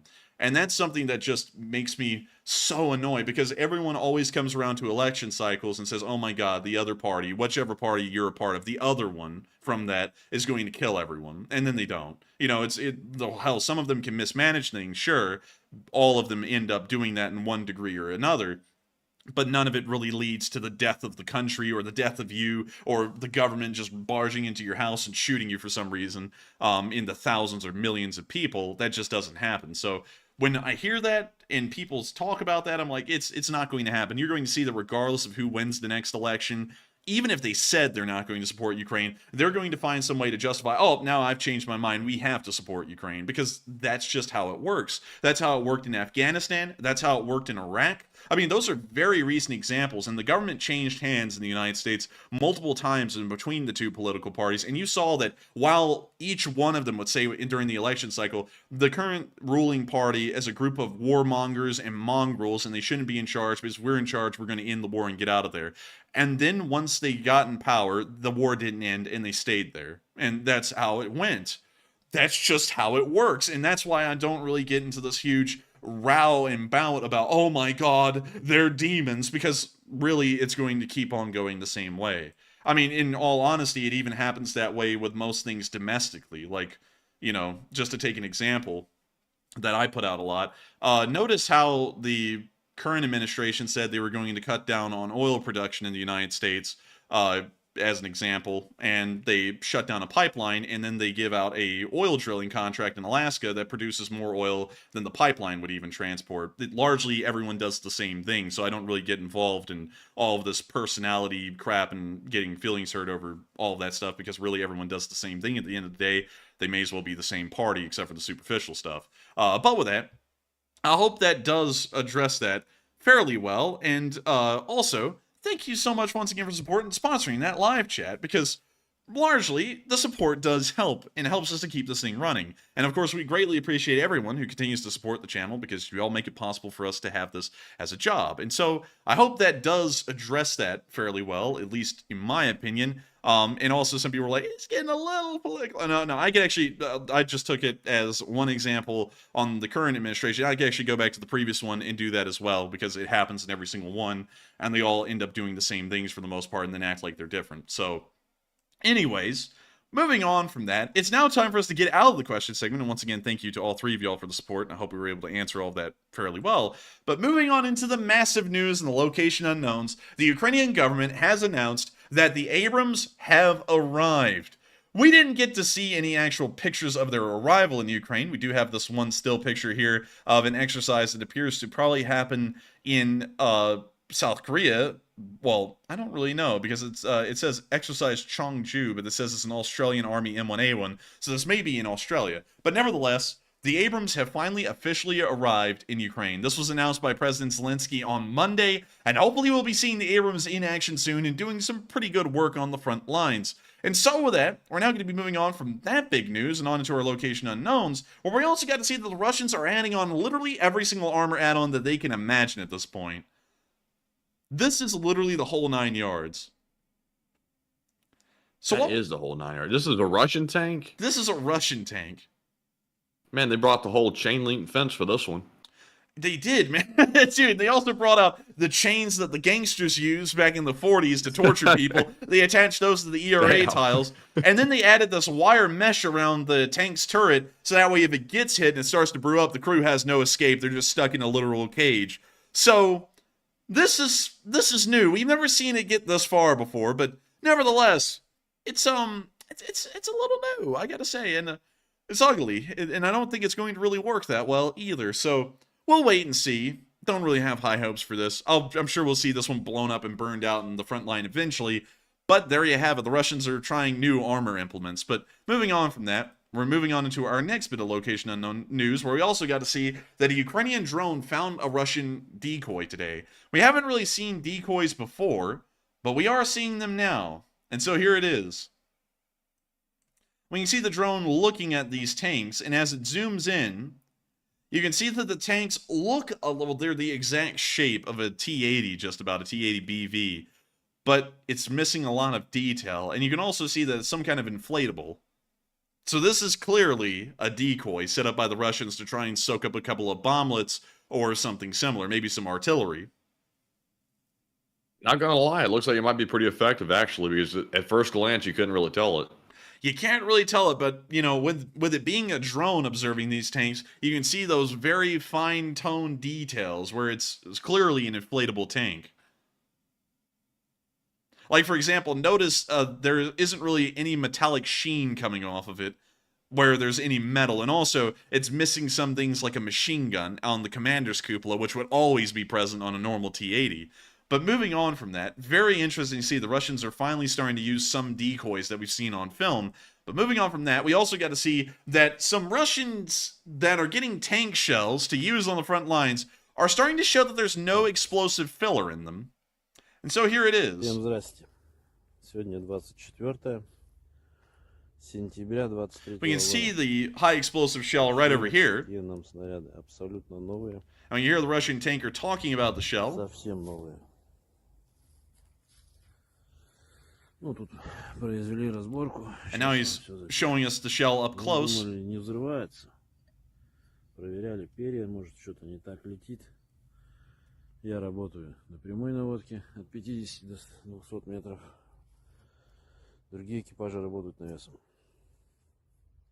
Командиры ругаются. Да куда вы стреляете? Что у вас такое? Нет разрыва. And he's still talking about it, you know, he's just building up the suspense. Начали копать, искать. Все. And now he's unscrewing the fuse. And there's the fuse right there. I guess you could say he blew a fuse. Anyways, we can see him holding it. Проверили на других снарядах. Все, блядь, заебись. So he's putting down the fuse, and here comes the big reveal. Снаряд. Смотрим. Пробочка. You look down in there, that thing is hollow. There's not a single grain of high explosive in that thing. It's literally a dud. And they've been shipped this, and the story behind it is that this was actually shipped as an allotment of high explosive shells that this tank crew was supposed to use. They open up the shells, and they see that there is no actual high explosive filler inside of it. It is just the shell. They're supposed to be shipped with the high explosive filler in them. You're not supposed to fill that at the front lines. So this is obviously non-usable. Начинаем дальше, разобрали. And now we're about to get a little bit of a better look. Снимаем, ложим. And there you go. It's hollow. А он пустой. Нет тротила. Завода-изготовитель. Вы чё, суки? Вообще охуели, блядь. Как мы войну-то выиграем, пидорасы вы ебаные. Вас, сука, надо в танк всех посадить с этими снарядами, блядь. Man, he's just looking in this in shock. He's going, Mother of God, I'm in the wrong army. Твари ебучие. И таких снарядов у нас десятки. Пришли вот на днях буквально. Man, the Russians will be trying to recover from this incident right here. They'll be saying, "Oh, блядь, we send you a thermos, блядь." Yeah, that's what they're gonna be saying. A 5-liter thermos. Что тоже твари, сука. Сталина на вас нету, нахуй. Could you please pack my thermos with some gunpowder, блядь? Man, these crepes taste nasty. It tastes like freaking black powder. It tastes gross. С этими снарядами мы только в могилу себя загоним. Пидорасы вы ебучие, сука. Somebody said it's a hollow point, and the whole thing's a hollow point. Like it's a definitely a hollow point, a hollow shell. Man, that ain't gonna work on anything though. I mean, if this thing hits, it's most likely just gonna crumple. And that's it. It's not gonna really cause any actual damage if you shot this thing. The next headline will be Russians start chunking empty shells at Ukrainians like by hand. Dude, you hear this thing hit near a Ukrainian position, and instead of hearing boom, you hear blink. That's it, because it just ricochets or something.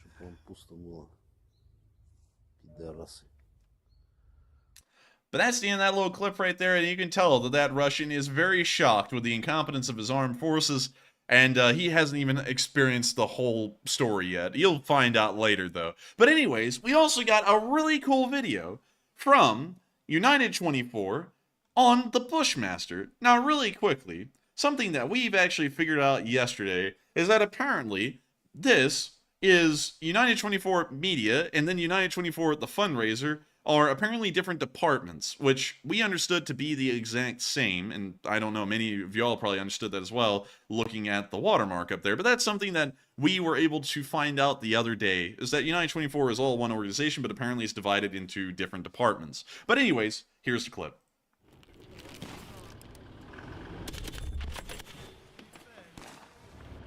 Once designed to plow through the Australian outback, the Bushmaster protected mobility vehicle has found a new purpose: fighting the Russian invasion of Ukraine. Spoke to the 80th Airborne Brigade that's been fighting around Bakhmut for over 6 months. And they know exactly what it takes to break through the heavily mined territories that once were under Russian control. When we set off on a mission, if a shell hits nearby, we know we'll survive. Even if it's a direct hit, and I didn't spot it myself, the bush can withstand 2 shots from an RPG. With the BTR, you gotta sit on top, so if a mine detonates within a meter, everyone automatically becomes a casualty. But here, you drive onto positions boldly, comfortably, and then leave the same way. The Bushmaster can move at a speed of 100 km per hour, which is crucial while operating in an extremely hostile environment. That's about 60 environment. miles an hour. Even when spotted by the anti-tank missile system, if a vehicle runs faster than 80, most radars cannot track it. However, speed and mine resistance are not only valuable assets. With mounted grenade launchers and machine guns, it is also used when ground troops in active battle need fire support. If there's an ongoing assault, we fire back with vengeance. As for the grenade launcher, if it's on a bush, the range is shorter. When we put it on a tripod, the range is 2,200 meters. When we're cleaning up an area, the gunner sits in his spot, and the turret's rotation angle allows him to work in any direction. The Bushmaster weighs 15 tons. For an inexperienced driver, this can be quite overwhelming. But not for Vasil. In peacetime, he worked as a truck driver, so he knows how to handle these sort of giants. Як тобі машинка? It's good, both armor and off-road capability. It has 2 axles, and an all-wheel drive is available. The gearbox is automatic, but there are lower gears, and there is an emergency tire inflation system, so if you get a flat tire or hit a piece of shrapnel, you can use that. And if the tires get too muddy, you can deflate them. This one is from a shrapnel. It was a mine. The glass held up, it's double glazed, both on the side and the front. The Bushmaster usually transports 8 paratroopers while going on a mission. Once it reaches a drop-off point, the paratroopers have to dismount and move as fast and far as possible. This is one of the most dangerous jobs out there, since they are the ones who get to face the enemy head-on. Dentist is the youngest in his unit. The moment he turned 18, he signed a contract with the 80th Airborne Brigade. At first, it was hard to get used to. Look at that rabbit. Hey, look at that thing. Wait a minute, hang on. Isn't that rabbit from that, like, cheap Red Riding Hood movie thing that was, like, in the late 2000s? I don't think so. I think it is. Let us know in the live chat if it is, because I think I've seen that thing before. Shelling, especially in the early days. You don't understand what's happening. You don't know what to do. The main thing is not to let fear take over. The most difficult thing is to prepare yourself for that. Then, when we head off to the front lines on an assault mission, there is no fear anymore. I didn't think the war would last this long, but unfortunately, the full-scale invasion has been going on for over 500 days. We hope to end it as soon as possible so that people can live in peace, so that people do not die from enemy bullets and artillery.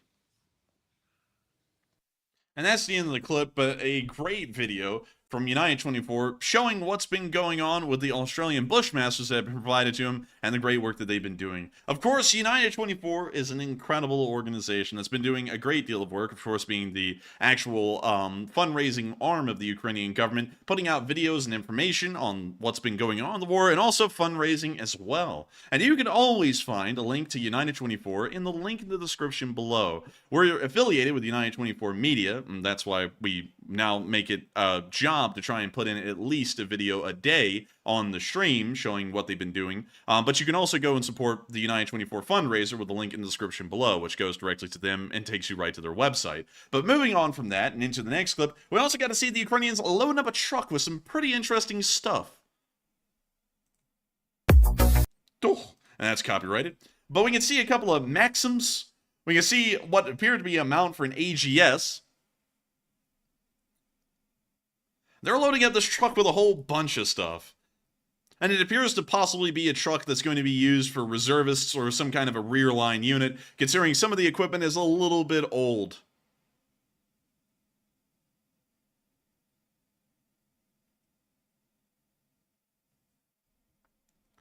We can see one of the Maxims sitting back there peeking out. A little water-cooled machine gun. Pretty effective, though, in a defensive position.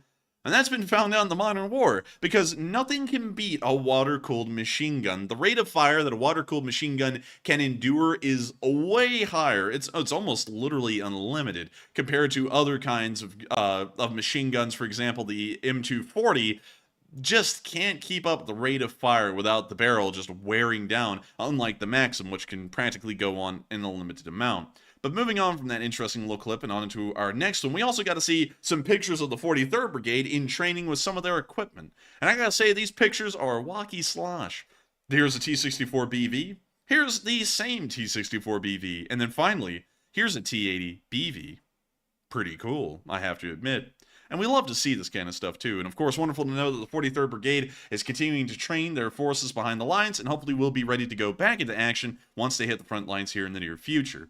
Moving on from that and into the last bit of location unknowns, we also got to see the Russian casualty report. And this was quite nice. Oh my gosh, they got 7 Bobcats in one day. Let's get it! And wonderful Look at that. to see. There's 7 of them blowing up over there on that little GIF over there. Look at that. Oh, man. Agi putting it out. 7. And we'd love to see it. Boom. And man, that Russian Bob be seething. And of course, the 7 Bobcats. Hey, it's the Wojak. Oh, yeah, man. You know it, the Wojak. But the 7 Bobcats have been wiped out. Of course, absolutely wonderful to see. And the losses in every other category were also very good as well. 400 Russian troops were wiped out over the past 24 hours, along with a whopping 19 armored personnel carriers, 17 supply trucks, 5 main battle tanks, 39 artillery pieces, 29 drones, 1 MLRS, and 11 cruise missiles.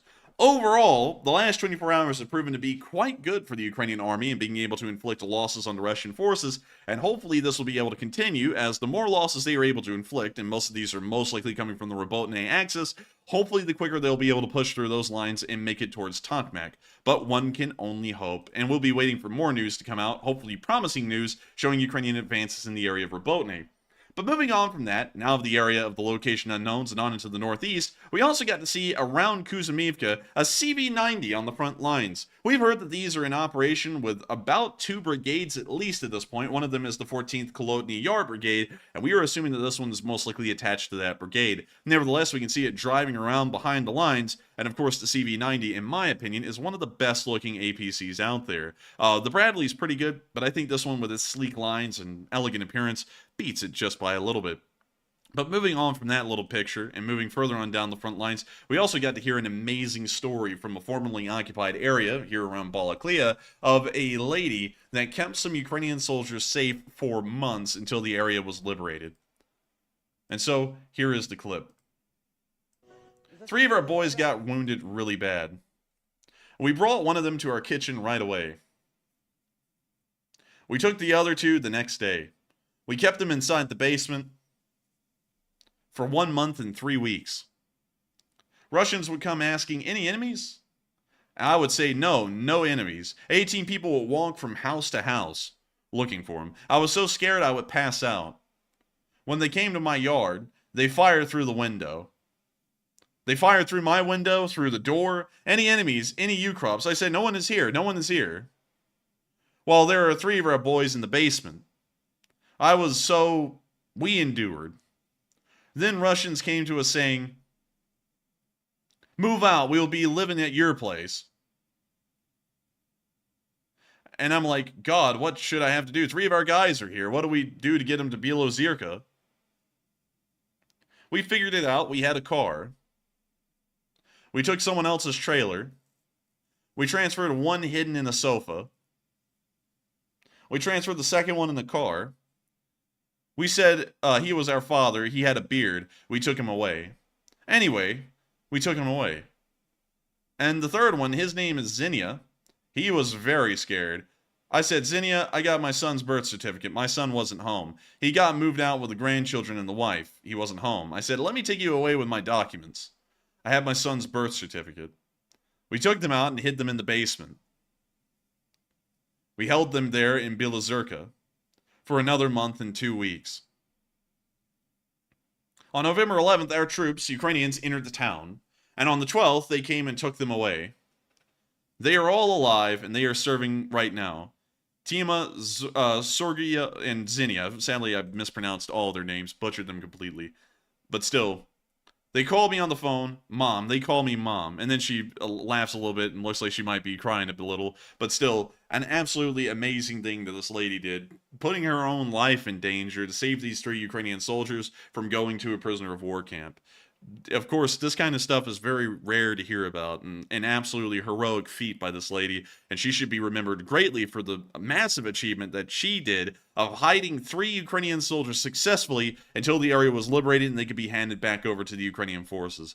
Very, very wild story, one that we've never heard before, and one that lady should certainly be remembered for and honored for by the Ukrainian government. Moving on from that and into the area of Makivka, we also saw that the Ukrainians destroyed another open-air mine depot. When you see the drone going in, blowing up the mine depot, the area was literally leveled in a split second, and now you can see all the smoke billowing from the explosion the mushroom cloud created because of it. Man, that raised up the dust from like a whole 1 mile radius. Yeah, good. Well, it's even bigger out here. And with that, that's the end of the clip, but pretty impressive to see them knock out an entire anti-drone, well, a landmine pit, and it looks like it wiped out the entire tree line with it. Moving on from that and into the direction of Kremenna, over the past 48 hours, I don't believe we've seen any frontline movements in this area, but I haven't been able to update the map until now, so let's see. And it appears there were no frontline movements there either, according to Deep State, but we did get one clip of the Ukrainians using a drone to adjust RPG fire, which was pretty wild. Here's the clip. And you see the drone pilot here, getting ready to call in the shot. We can see the Ukrainian picking up the RPG with a Professor Mortar RPG round. Pretty cool. And he's now lining it up, and he's firing here in a second. And poof. And there goes the mortar. Professor Mortar? And that's the end of the clip. But hopefully that landed right on top of the Russians. And of course, with the drone airborne, they'll be able to get some pretty accurate adjustments for their RPG fire as they continue to call in the shots. But moving on from that little clip from the Kremenna Forest area, we're now going to be moving on down into the area of Bakhmut. And we've seen some really interesting stuff here. I believe that there hasn't been any major frontline advances over the past 48 hours, at least according to Deep State UA. And it appears that there was a small adjustment on the map where the Russians are now completely behind the railroad berm, but beyond that, we haven't seen any massive frontline advances. Moving on into our first clip, though, we got to see the 77th Airborne Brigade, which has been in the area for quite some time, making sure to clear the skies of anything that the Russians may have that's flying. And so here's the clip. We're going to be muting the audio because it has copyrighted music. When you see them driving down the road, of course, this is in the area of Bakhmut. You can see them driving through some fields with some pretty tall grass in them. I mean, That's pretty freaking tall, you know? I guess you could say that that grass is high. Anyways, we can see them now hopping out of the truck.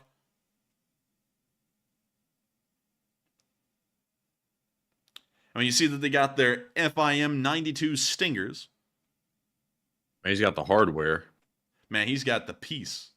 And we now see them running to set up a position.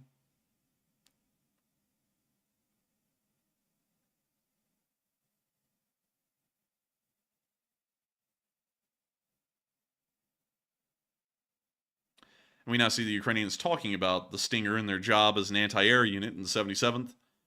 See them looking through the skies with the binoculars.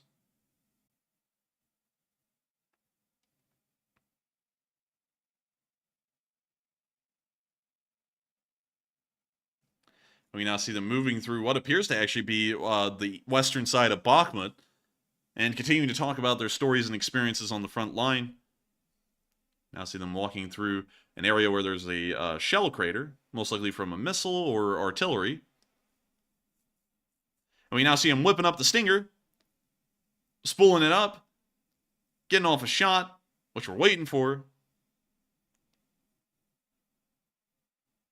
We see him firing.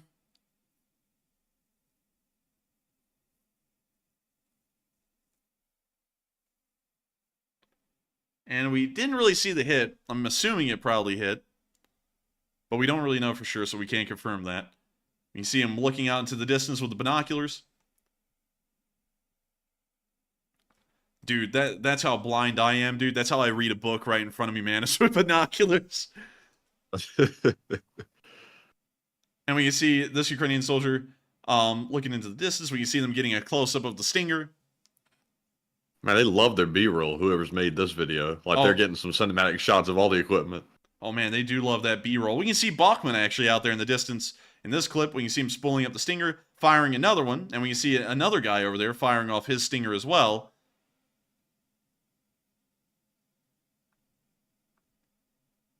And now they're legging it away from the area, so that way the Russian counter battery doesn't get them, considering that there's a visible smoke trail leading right to their position.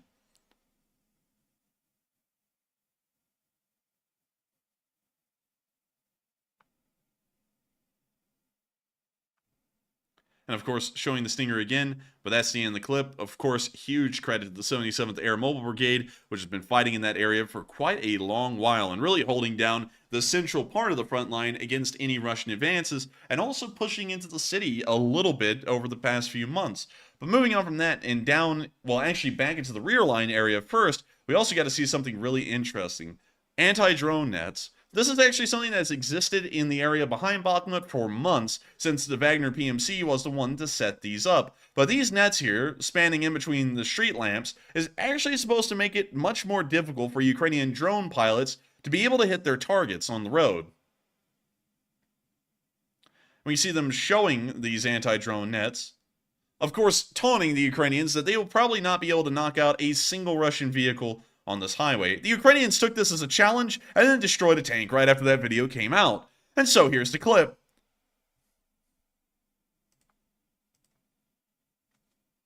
And we see the anti-drone net, one of them right there, and we can see the tank riding right under it, and they still managed to get the drone to come right down on top of the tank, of course hitting it and hopefully burning it on out.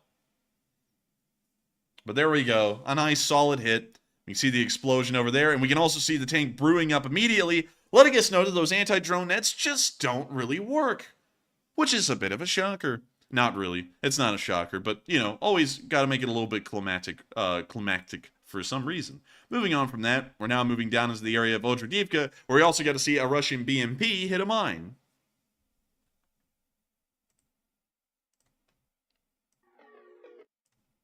And we see them driving on down that road, doing their thing, you know, bopping to some tunes, and now we can see that the mine is now creating the tunes, a little bit of a bop to the bottom of the hull. And we don't know. Well, hang on. Oh, yeah, we do know. Looks like a couple of Russians are making it out, but that BMP is smoking. They're smoking. They are smoking. And look, the artillery's coming down. Oh.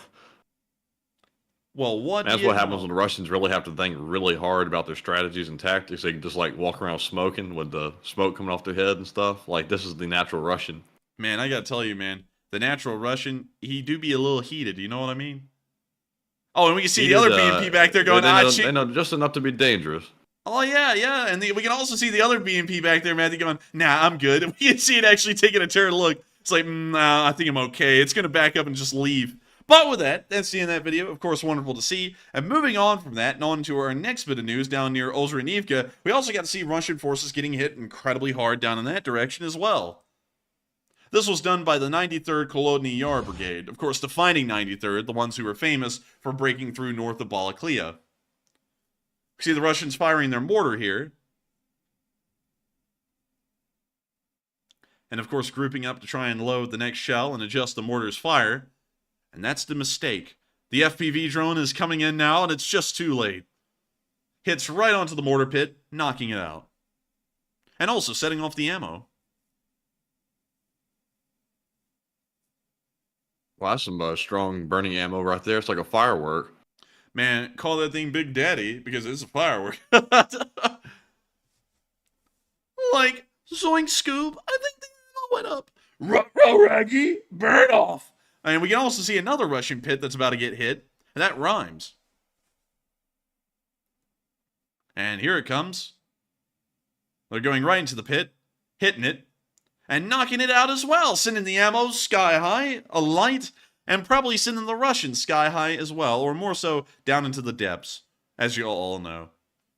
But that's the end of the clip. Wonderful to see the 93rd conduct a very good FPV drone attack today, and of course, further whittle down Russian forces in the area. Meanwhile, we saw a rather unfortunate sight from Avdiivka, as the city is still being barraged heavily and directly onto civilian areas as the battle continues, and we can see one of the Khrushchevka blocks that was hit and heavily damaged. And we're going to be muting that. But we can see right here, of course, this Khrushchevka block was hit by an artillery shell, and most of the building has now burned out. We can also see part of it has partially collapsed as well. A very unfortunate sight, but nevertheless, the Ukrainians continue to persevere and also countered the Russians today in this area by hitting one of their tanks with a bomblet. And here's the clip. We can see them drop the F1 grenade. We can see a couple of Russians down there, and we can see a couple of Russians not down there anymore. And so with that, that's the end of the clip, but hey, they're doing pretty good for themselves, you know what I mean? Like, hey, what happened? But anyways, moving on from the Donetsk area, nothing else really happened there. And now moving on into the village chain, we got one video from the village chain today showing some Ukrainian soldiers showing off some British Mastiffs, which is, of course, really nice to see. We can see the Mastiffs right here. And I gotta say, Matthew, the armor of the Mastiff looks pretty stiff. It does. These things look like they weigh like literal tons and tons and tons. They look like a tank they on are wheels. Massive. Is he British? Oh no, the Russians are gonna go ham with this one, man. They're gonna sit there. He's British in a British vehicle. It's the British Army. Oh my God! But anyways, that's the end of that clip. Really nice to see that they got some Mastiffs out there on the front lines. But beyond that, that's all we saw in the village chain area. And of course, we covered the Robotyne axis very early on stream. So if you want to hear about what happened there, make sure to go back at the very start and you'll be able to hear it. But moving on from that, and all the way over to Kherson, we also got to see that a Ukrainian drone was able to destroy a Russian boat carrier today. And here's the clip. We can see the truck bed right there with the boat inside of it. And we now see the drone coming in on final approach to runway 27 right.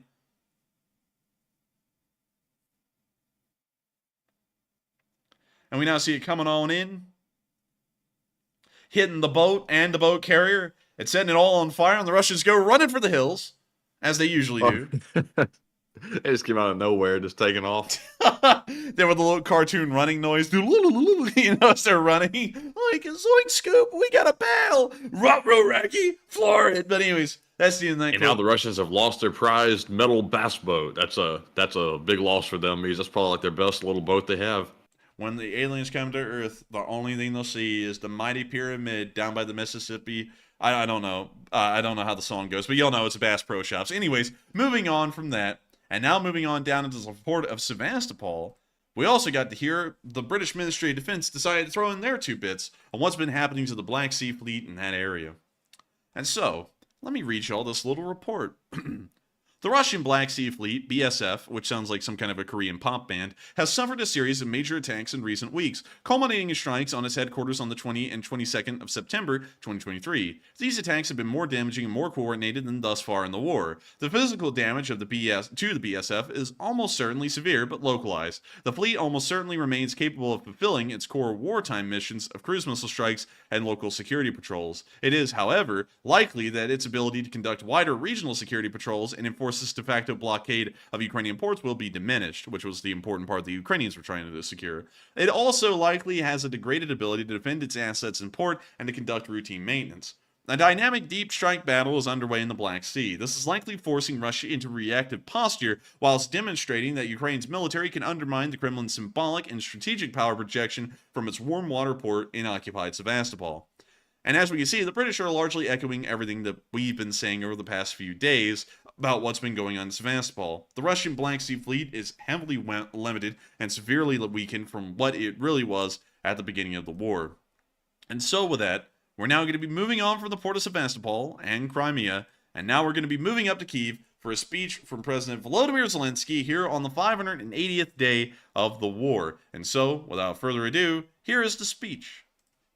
I wish you health, fellow Ukrainians. No! Okay. Ukrainian. Change it over. We can't have it. We can't have it. There we go. And this should be the speech. Бажаю здоров'я, шановні українці, українки. Звіт за цей день. Провів ставку, кілька головних питань. Перше, конкретна ситуація на фронті, наші наступальні дії, оборонні операції, важливі доповіді по Сходу, Півдню. Також по знищенню логістики та штабів окупантів. Є хороші деталі, гучні деталі. Я дякую усім українським воїнам, які відзначились. Друге, забезпечення снарядами. Це тематика, якою займаємось щоденно, постачання від партнерів, пошук нових можливостей у світі. І ми чітко знаємо, як забезпечити постачання та поступово збільшуємо обсяги нашого українського виробництва. Це один із топових пріоритетів. Сьогодні, до речі, окрім доповіді на ставці, була і окрема нарада з Мінстратегпромом, була на ставці окрема змістовна доповідь розвідки щодо ситуації в російському ВПК. Чітко бачимо, які напрямки тиску на Росію мають бути посилені, аби терористичні можливості не зростали. Санкцій недостатньо. Буде більше. Наших власних українських дій проти держави-терориста теж буде більше. Поки триватиме агресія Росії, повинні відчуватись і втрати Росії. І обов'язково наша робота з партнерами, аби закінчити війну на українських умовах, на основі нашої формули миру, цілком справедливою. Сьогодні зустрівся із головою Національної ради Австрії, він був з візитом в Україні, детально обговорили наші зусилля, аби світова більшість приєдналась до реалізації формули миру. Я ціную, що Австрія готова приєднатися. Звичайно, обговорили і наш європейський рух. Я поінформував про реалізацію Україною 7 рекомендацій Єврокомісії, і ми дуже розраховуємо на подальшу підтримку Австрією української європейської інтеграції. Ще одне. Кожної доби російські терористи б'ють по наших містах і селах ракетами та шахедами. Майже щоночі в українському небі знищуються десятки дронів, різні типи ракет. На жаль, бувають влучання, є падіння уламків, і незмінно наші рятувальники, наші поліцейські, лікарі, волонтери, комунальники, всі екстрені служби працюють 24/7, аби допомогти людям та зберегти нашу інфраструктуру. Я хочу подякувати сьогодні саме таким людям, які відзначились цими тижнями. На Одещині, в Полтавській області, на Черкащині, працівники ДСНС Одеської області, головний майстер-сержант Олексій Жаборюк, сержант Сергій Чобу, сержант Олександр Велєв, працівники Одеської поліції, полковник В'ячеслав Барба, майор Микола Перекрестов, пожежні Одеської філії адміністрації морських портів України, старший пожежний Геннадій Майстренко, пожежний Андрій Когут. Я дякую вам усім, хлопці, за вашу роботу. ДСНС України в Полтавській області, сержант Євген Білокобильський та Володимир Смик, капітан Сергій Кириченко, дякую вам. Поліція Полтавщини, старший лейтенант Антон Триголов та капітан Олег Нікіша. Ксенія Кушко, лікарка бригади Полтавського обласного центру екстреної медичної допомоги та медицини катастроф. Ігор Гевеля, фельдшер. Полтавські волонтери Тетяна Шаховцева та Ігор Штефан. Я дякую вам за вашу сміливість. Черкаси. Ранок 20 вересня, удар по місту, по готелю Черкаси. Працівники ДСНС України в Черкаській області. Підполковник Дмитро Мокієнко, головний майстер-сержант Микола Олійник, сержант Андрій Куцевол, Черкаська поліція. Підполковник Володимир Брелаха, старший лейтенант Вадим Рубан. Я дякую, хлопці, вам. Черкаська обласна організація Українського товариства Червоного Хреста. Голова організації Юлія Холодна. Дякую вам за допомогу. Лікарка швидкої Олександра Екзархо. Дякую. Черкаські комунальники Михайло Васильєв та Дмитро Задорожній. Дякую вам. Дякую усім, хто невтомно працює заради людей, хто виконує свою роботу, таку, яка допомагає всій державі виконувати свою роботу. Слава кожному і кожній, хто додає Україні сили. Слава усім, хто б'ється. Слава Україні. And Rom Slava. And with that, that is the end of the speech. Rom Slava. Oh, hey, that came in kind of late. But anyways. Man, the mute was on the whole time, so yelling and screaming. But with that, that is the end of Zelensky's speech, and that is also the end of our halftime shows. We're about to be going into the second part of the stream, where we get to talk to all of y'all for about the next 40 to 50 minutes. But with that, take it away, Matthew. All right, and we're moving on to our final question and poll segment. And our first poll says, Ukraine has now acknowledged doubt regarding the Black Sea commander's alleged death. And what are your thoughts? 57% said, I still think he's a goner. 23% said unsure. 11% said, I'm kind of really confused now. And 9% said, never mind, he's probably alive. And on this one, I got to say, I am now in the unsure camp. Because Ukraine expressing doubt seems to be suggesting that maybe they know something a little bit more than we do, and it may turn out that he maybe is alive. So at this point, I'm going to reserve judgment. And that just came out 30 minutes ago. But Enforcer, what say you? Considering that just came out 30 minutes ago, I would have to say that might indicate he is possibly alive. And also, that was one of the things I said, well, we'll wait to see later, and I just didn't even make a comment on. But the statement that that admiral had been killed came from the Ukrainian intelligence sector, or the intelligence ministry, and the Ukrainian intelligence ministry has given us reason before, specifically with the Zaporizhzhia nuclear power plant incident, to believe that sometimes the story can possibly be embellished a little bit. Of course, whenever we get information, we largely try and take it at face value, but if it turns out that that admiral is dead, that won't be the first time that the Ukrainian intelligence has gotten something incorrect. Of course, people make mistakes, but, you know, sometimes mistakes like that are a little bit more severe than others, to be quite honest. But with that, I hope that does address that fairly well. We are on to the next one. All right, and our next poll says, Ukraine says they plan on holding draft dodgers responsible when they return to Ukraine. And what are your thoughts? 52% said good move, we need to hold them accountable. 15% said bad move, focus on other priorities. 19% said it seems too distracting right now. And 13% said unsure. And on this one, I would say that after the war, it would probably be a good thing. But right now, it seems a little bit distracting to me. It seems like Ukraine has much bigger fish to fry at the moment.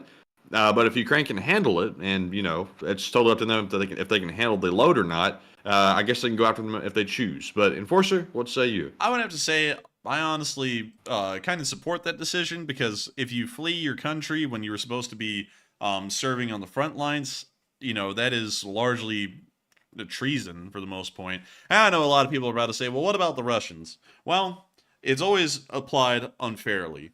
Diplomacy is an unfair thing. You're always trying to put your enemies at a disadvantage and put yourself at an advantage. And so, as far as the Russians go, we want people to desert. We don't want them to join the Russian army, because that means the Russian army is going to be in a far worse state. On the other hand, we don't want people to desert Ukraine and leave, because that means the Ukrainian army is also going to be in a far worse state, especially if those people are supposed to be called up for service. So to be quite honest, I don't really see anything wrong with it if they want to punish people who try to avoid being drafted into the military, because this is something, let's see, and someone say, how can they dodge something that is not officially a war? Well, you can call it whatever you want, but when there is a 300,000 man strong army from a foreign country that is inside of yours, and you're fighting with it every single day to take back your land that you had at the beginning of the war, you can call that a pillow fight. That's still a war, you know, regardless of what you want to actually call it. So going with that assumption in mind, I would have to say I find it fine for the Ukrainians to punish people who deserted, because if I deserted the United States in the middle of it, say, being invaded by Mexico and fled to Canada, I would kind of expect that on the way back I would probably be punished for draft dodging or desertion. Well, not desertion, that's a military offense, but draft dodging or trying to flee the country nevertheless.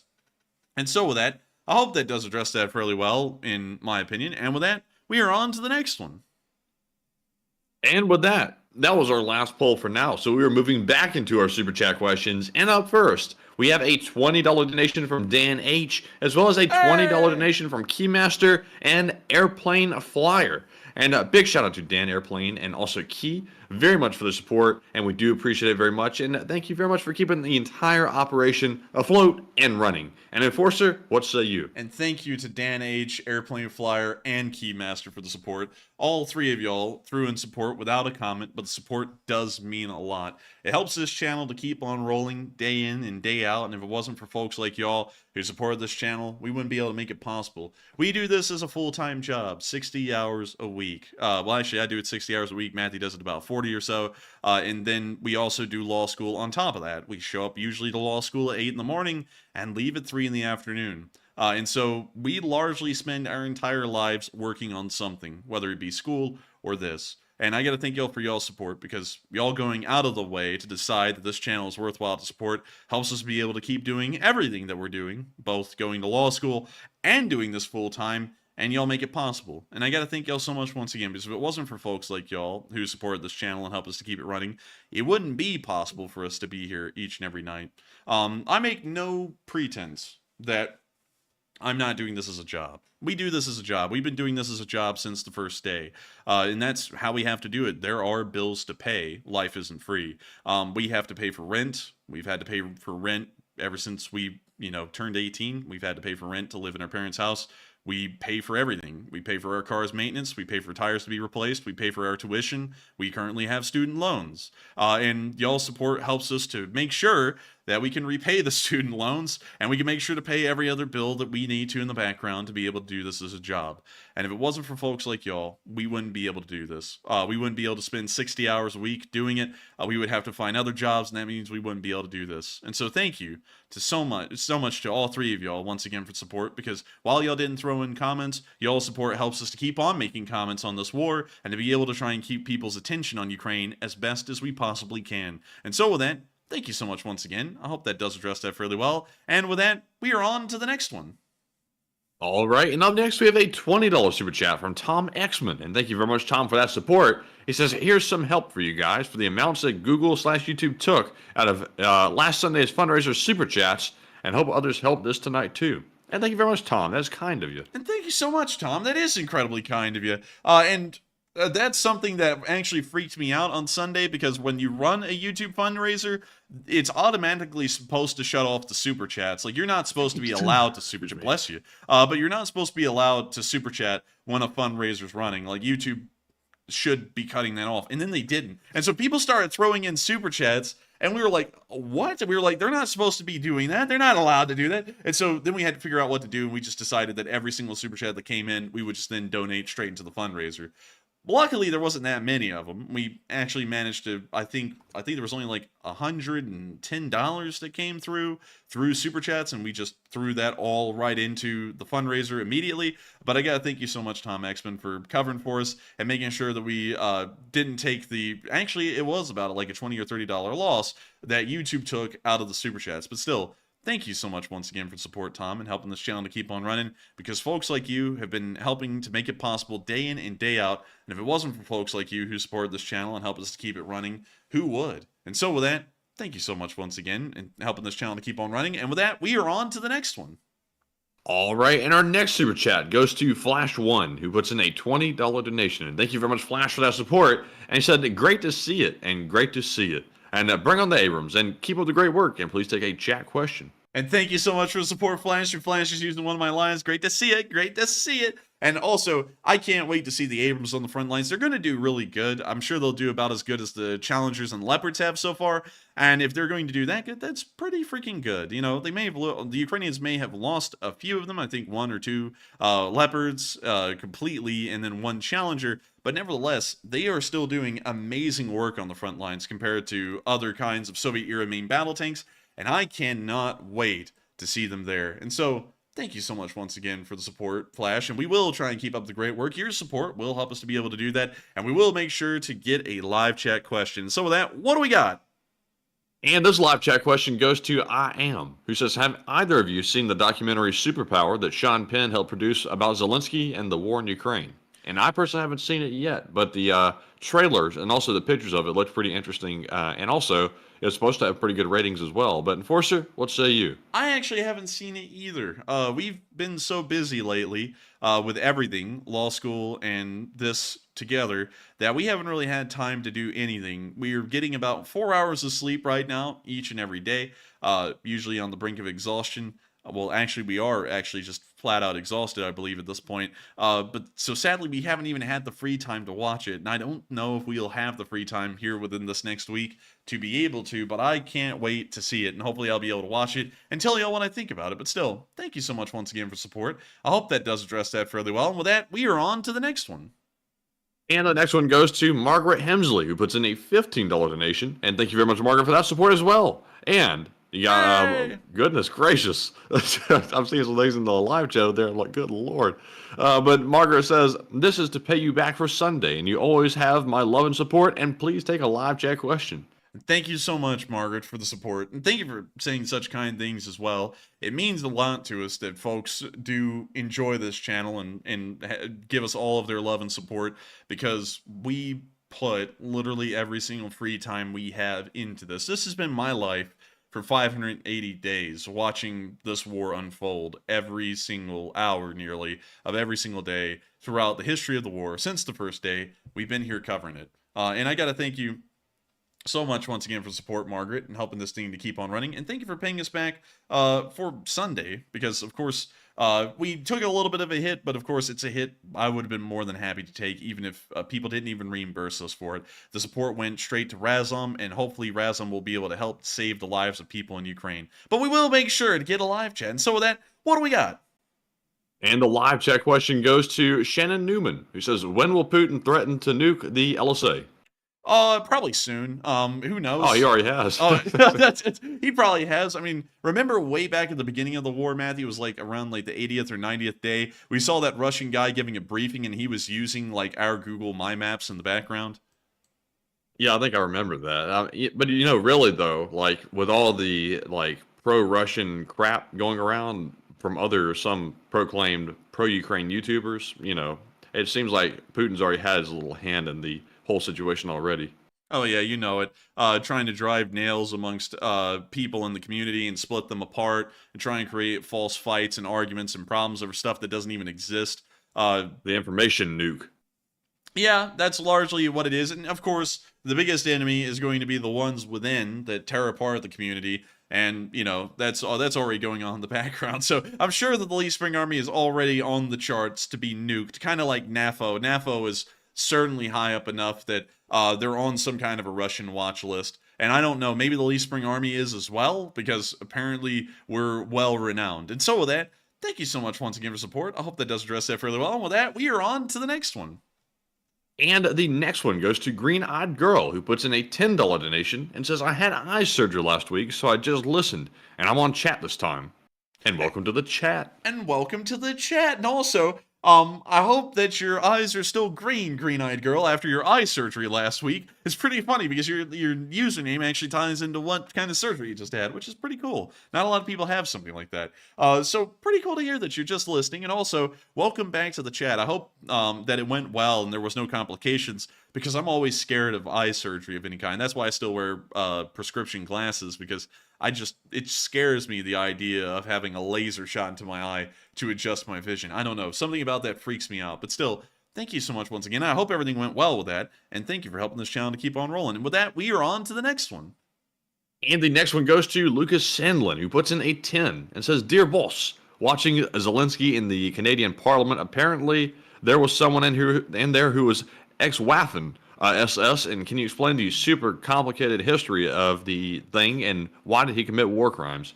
Oh, that's something pretty interesting, actually. So I'll give you all that story. We were actually going to try and avoid that because it was a stupid act from beginning to end. So Zelensky, as you all know, visited the United States and Canada recently, and on that visit, he went to the Canadian Parliament.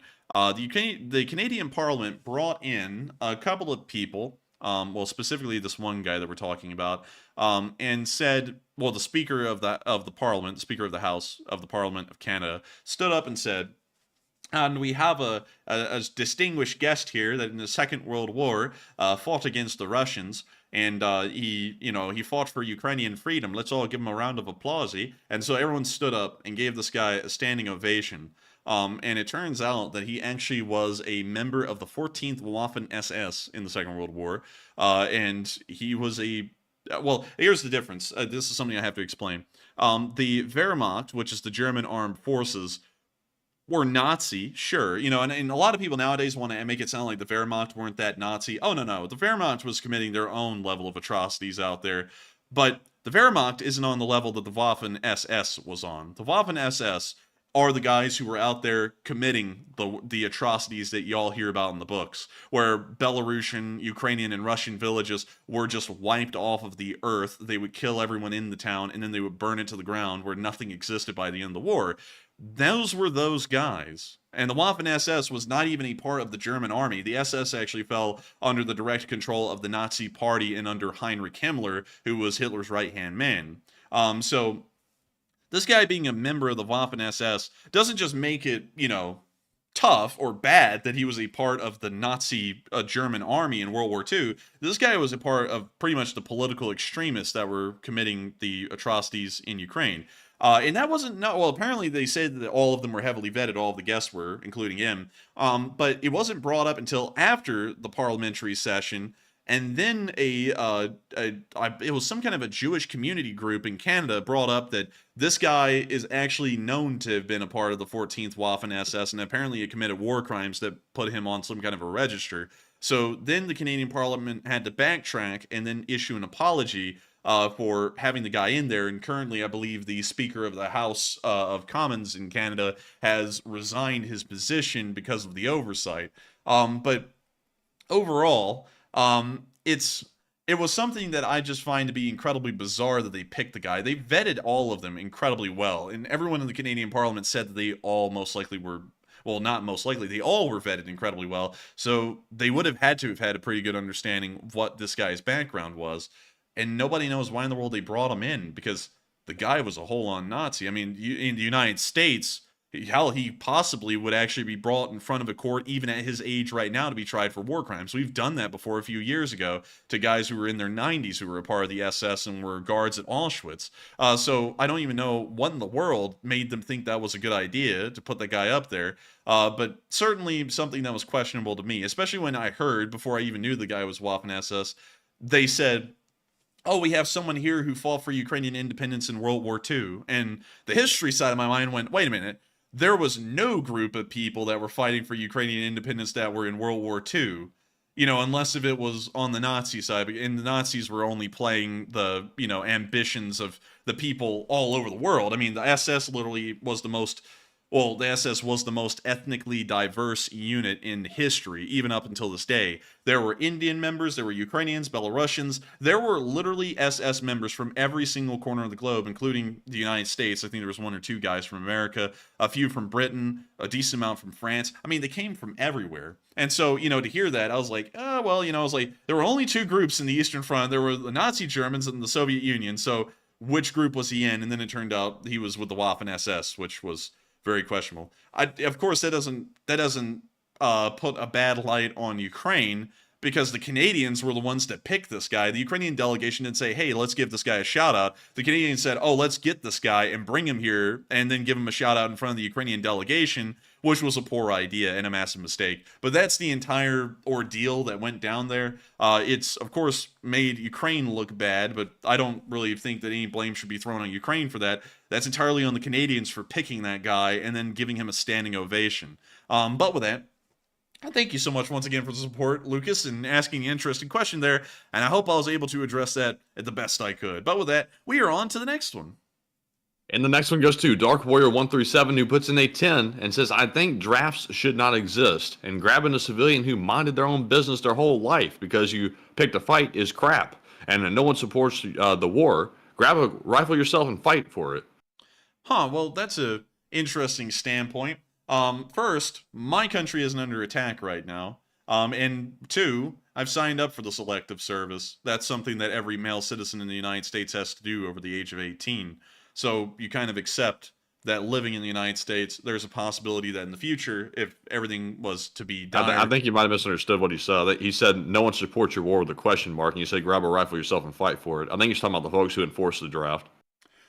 Oh, sorry about that. I guess I did misunderstand that. But to address that, I think that drafts are fine, and I know that that's going to be something of a bit of a turn because everyone loves to have the Vietnam concept where drafts are terrible and horrendous. But in a situation like Ukraine's, where there's a national emergency where the country could cease to exist, it is a necessary move by the government to call up a draft. It's something that must be done, and it's something that I'm not against whatsoever as far as the drafts go, or the people enforcing the draft. And people are always going to say, oh, the politicians' sons, they get off loose. Yeah, they do. They always will. But that doesn't mean that everyone in the country ought to freeload. You ought to try and go after the politicians, try and get them for getting their kids out of the war. But beyond that, you can't damn the whole country because of the poor decisions of a few crooked politicians. That doesn't make any sense. Or the draft members either, the draft board. You can't do that either. It is a duty of a citizen living in a democracy to understand that it will be his responsibility, being a member of this democracy, of this nation, that he must stand up to defend his democracy in his country. That is just a inherent responsibility of living in a democracy, or really living in any country for that matter. So I would have to say I'm not really against it in Ukraine. Of course, I'm against it for the Russians because we want them to lose the war. So obviously we're going to be against things that may be slightly beneficial to them. But for Ukraine, it is a necessity that they draft and make sure that there is manpower that can keep this war going. And so with that, I hope that does address that fairly well in my opinion. And I guess we'll have to disagree on that one because I don't see anything wrong with the draft. But still, thank you once again for support. I hope that does address that fairly well. And with that, we are on to the next one. And the next one is from RL, who puts in a 50 Canadian donation. And thank you very much, RL, for that support. Hey! And he says, I'm sorry, sign Canada. Oh, so sorry. But still, thank you so much for the support, RL. And I don't think the embarrassment should be felt by the Canadian public. I don't think that's fair to the Canadian public at all. The Canadian public did not have a choice in this man's existence in the parliament. This was entirely a decision made by these, and to call direct blame to some folks, by the staff of the House of Commons of the Canadian Parliament, and also the Speaker of the House of the House of Commons of the Canadian Parliament as well. And I think that the blame lies entirely on them. I don't think that this should be a stain onto the nation of Canada. I think it should be more so a disgrace to the people who picked this guy to go up there. No one in Canada knew who this guy was, and I don't think that any Canadian citizen should feel responsible for the poor decisions of some people inside of their government, especially considering that what kind of decision it was. I mean, hell, I don't think anyone with any common sense would have gone, ah, yeah, let's take the guy from the 14th Waffen SS and let's bring him up here for a standing ovation. Nobody in their right mind would have said that. I don't know what got into them to do that, but I don't think the Canadian public should even have to issue apologies. But I do thank you for the support, RL, and helping the channel to keep on running. But I don't think you should feel bad about that at all, because that wasn't anything you had any part in. Even though you were Canadian, that was something that the speaker did, and that's all on him. But still, thank you once again for support. Hope that does address that fairly well. And with that, we are on to the next one. All right, and the next one goes to Mr. Glass, who puts in a $14 donation, and that is his first ever donation on the stream, and apparently he is from Canada as well. So thank you very much for the support, Mr. Glass. And Enforcer, what's you? And I gotta thank you so much for the support, Mr. Glass, and helping this channel to keep on running. That is your first support, and while you didn't throw in a comment, the support does help us to keep this thing rolling and help us to do it as a job. And so thank you so much once again for helping this thing to keep on rolling. I hope I addressed that fairly well. And with that being said, we are on to the next one. And this one goes to Corky M, who puts in a $5 donation and says, let's see here. Oh, man. Now, see, I would agree with that statement. I would agree with it, but sadly, it's too graphic for the stream. But he makes a comment about our old buddy over there that can't quit running his mouth. But I would have to agree with you on that one, and I do appreciate the sentiment. That was from Corky M, and I believe it's already jumped off the top bar by now, but good one. And thank you very much for the support. Yeah. Now I see it. Well, I thank you for the support, Corky, and of course, that's something we're having to constantly deal with in the background. And if y'all were around on Twitter yesterday, y'all would have seen what they created as a mess that we had to deal with and then clear up. But nevertheless, I do thank you so much for the support and helping the channel to keep on running, because folks like you help to make this thing possible. And so with that, we are on to the next one. All right, and up next we have a 5 from Robert Lemieux, who says, how do we really know the nationality of the pilots that are going to fly the F-16s in Ukraine? We don't, and largely that won't really be our responsibility to know. That'll be the Ukrainian government's to know. So with that, I hope that addresses that fairly well. There's not really a lot for me to answer there, but we won't really know the nationality of the pilots, and I'm sure the Ukrainians are probably only going to pick Ukrainian pilots, or if there are any foreign volunteers, they will pick them, but they won't be representative of the nation that they're working for. And so with that, thank you so much once again. I hope that does address that fairly well. And with that, we are on to the next one. And the next one goes to Lord Alathorn, who puts in a 5 and says, where do you think the M1s will be deployed? In the south, towards Bakhmut, or both? Probably towards the south, around the Robotyne area, because it seems like the major concentration of Western arms and equipment is around the area of Robotyne, and so I have a feeling that the M1 Abrams logically would also go where almost all of the other Western equipment is at this point. And so with that, thank you so much for the support. I hope that does address that fairly well. And with that, we are on to the next one. And the next one goes to Randy Tosto, who puts in a 5 and says, a 40-something man at the gym said he left Ukraine because people were dying. Help me not to judge him.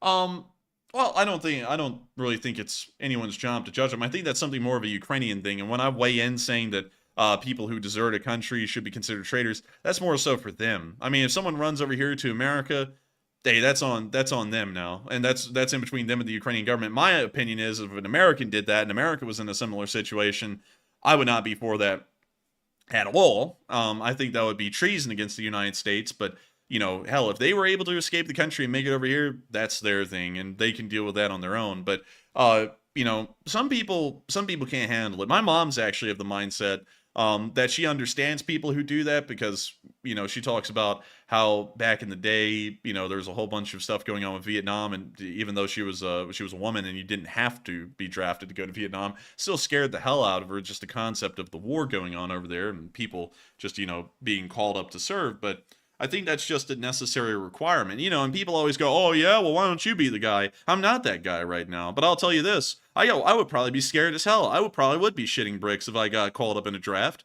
but you have to do it. That's your job. Being a citizen of a nation that has a democracy, being a part of it, being what largely constitutes the government, which is the constituency and the voters, it's kind of your responsibility to go out there and defend the country that you were a part of, and especially if your elected representatives find that the situation is so severe that they have to call up manpower. That's just something that I think is largely needed to be accepted by the public, you know. And I know that a lot of people got a bad taste in their mouths from Vietnam, because in Vietnam, it just seemed like people were getting drafted to go into a war that lasted 10 years and didn't really mean much, but that's still something that I think everyone should just kind of step up and face. It's a required necessity. But with that, thank you so much once again for support. I hope that does address that fairly well. And with that, we are on to the next one.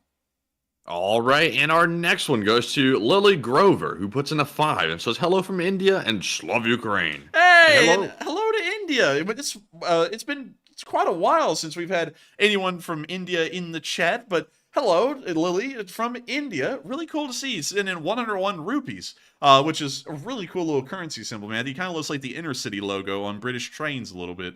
And that's just kind of does. It's like a super nerd thing that I just put out there. But anyways, really cool to hear, and thank you so much for being a Lee Spring Army viewer all the way from India, and also Slavo Ukraine. And thank you once again for helping this channel to keep on running. And with that, we are on to the next one. And up next, big shout out to Annette Burns and also Keyboard Warrior for each putting in a $5 donation without a comment. And thank you, Keyboard and Annette, very much for helping to keep this whole thing running, as we always like to say. And up next, we have a $5 super chat from The Legacy, who says, as a Canadian, I am utterly disgusted by the actions of my government. He wasn't vetted well, and there's a lot I have to say, but only 150 characters. I'm sorry. Well, I thank you so much for the support and helping the channel to keep on running. Limited characters is a really annoying thing with YouTube chats. But still, I would say I understand being ashamed of the government, but I don't think any Canadian citizen should feel the burden of what the government did in that situation. None of y'all knew what was going to happen. Nobody knew what was going to happen. And hell, you know, you would expect that they would have vetted these people and known, oh, the guy's a freaking Nazi. Like an actual Nazi party member nearly. The SS was an extension of the party. It's not even a part of the military. You would think that they would have known that. But I got to tell you, what the Canadians did, not the Canadians, what the Canadian government did in that instance was very distasteful and very disgraceful to everyone. And so I believe that it's proper in this instance that the Speaker of the House resign, and he currently tendered his resignation today, so I think that was a proper move. And beyond that, I think everyone ought to just wipe their hands clean of that and just move on, because that was just a poor decision, and it appears that he has already decided it was such a poor decision, he'll make himself pay the price by resignation. And so with that, hope that does address that fairly well, and thank you once again for support. And with that, we are on to the next one. All right, and the next one goes to Cheerful Tunic Gaming, who puts in a 5 and says, as a Canadian, I feel, man, we got the Canadians coming in apologizing like they're on the apology tour. Like, man, goodness. They said, as a Canadian, I feel so disappointed that our government brought that guy and didn't even think to do a background check on him, and keep up every good work, guys. And thank you so much for encouraging us to keep up the good work. We try our best, and of course, your support helps us to make that possible. But I have to say this, while you may feel disappointed, I don't think Canadians should carry the... I've said this so many times tonight, and I got to say this again and again and again. I can't say this enough. If that happened in the United States, I wouldn't feel any guilt for that whatsoever. I would say this, though. I would be very enraged that those certain members of the government would have done something like that, because from what the parliament said, what some of y'all's members of parliament said, they actually vetted all of them heavily before they even arrived. All of them have confirmed that at this point. So they knew the guy was Waffen-SS. They had to if they vetted him well, and he still made it in there. That right there, in its own right, was outrageous. And of course, I have to say, the blood has been spilled for that crime, for that heinous insult. The guy's resigned, so, you know, good on him. Good for him. Good for knowing that was a terrible mistake to make, and now, you know, he's going to resign for it. But I don't think any Canadian should feel terrible for that. I think you should look at those specific folks in the government and go, what the hell were y'all thinking? But beyond that, it is what it was. A little embarrassing, sure, but just a poor decision nonetheless. And so with that, thank you once again for the support and helping the channel to keep on running, because folks like you make it possible. But once again, I would tell you, as an American, not being a Canadian, I wouldn't feel bad for that, because if that happened in the United States, I would just look at those people and go, what idiots, and then that would be it. I wouldn't feel bad for it, because I wasn't the one who picked the guy, they did. But with that, and also, Nick Nimbus said, blame your government, Canada. It's the American way. And no, sometimes I would feel bad. Like, for example, if I voted someone in and they had like a policy and then the policy ended up being an economic disaster or something, yeah, then I would be like, oh man, I'm sorry. Like we kind of screwed everyone over, even around the world with that. But on something like that, where it's just a like a speaking arrangement thing in the parliament or the Congress, for them to do something like that, that was entirely a congressional affair. It doesn't really affect the rest of the country. That's something that's an embarrassment and a shame onto those specific people who picked the guy, but not the individual citizens of the nation. But with that, I hope that does address that fairly well. And with that, we are on to the next one. All right, and up next, we have a $5 super chat from Jelani Slater, and thank you very much for that support. And also, they give us a recommendation for someone they'd like to see us do a collaboration with, and we will certainly take that under advisement. You know, I'm not sure if the enforcer wants to go into it or not. I'll leave that up to him. But we have been talking about future collaborations in the background, and I think we're kind of undecided at the moment. But we're still somewhat open to it. I'll speak frankly on it for a quick moment. And I also got to thank you for the support, Yolani Slater. And they said, I would like to see a collaboration with Perun. The mix of military history and procurement strategic would be wonderful. And I got to thank you for the support and the idea. But we have largely in recent, well, about for the past half year, we've actually largely avoided having guests on the show. Kind of the reason behind that is, like, you know, and this is... We're getting used. That's frankly what it is. We're getting used. Yeah, this is my personal take on it. It feels like everyone we brought onto our show doesn't really want to be here to talk with us. It feels like they're either trying to show us up or something. Like, I don't know what it is. Like, that's just how it's felt every single time we've had someone on our show. Like, off air, usually, like, everyone's, like, very, like they hardly talk. Like, when we're, like, about to be on air, I'm like, hey, what's up? And they'll be like, hey. And that's it. And I'm like, you know, like, what have we done? You know, like, you're on our show, you know, you're just acting like you don't even really want to be here. And, you know, everyone tries to stand us up. I don't know if it's because we're 20 or something. Well, I'm 21 and Matthew's 23. I don't know if it's because of that or what. That's definitely it, man. The age thing plays into it majorly. And I think some folks take that as like weakness and they're signed to like sort of take advantage. But no, we've extended an olive branch to a lot of folks. And I don't necessarily regret it, but I don't like the way we've been treated ever since we've brought some people on, because just simply bringing some folks onto the platform is a tremendous help to some guests that we bring on. And, you know, it's really nasty when the favor gets repaid with nasty words and things for no reason. Oh, and some of y'all are saying, well, a specific person wouldn't do that. No, we're not talking about him. We're actually kind of talking about almost every other guest that's been on. It's just always felt like it wasn't really, you know, it just didn't really feel good, you know, like we like got off air and we were like, wow, we kind of feel like we just kind of got punked on our show, you know, like, there's really no good way to explain it. It's just that people seem to come off really rudely to us, I guess because we're young. And so everyone just goes, they're stupid and young. Let me get on here and act like I know everything. And, you know, and of course we also, we usually talk with a good bit of confidence, and some people take that as we know everything, but whenever I'm wrong, I'm more than happy to be corrected.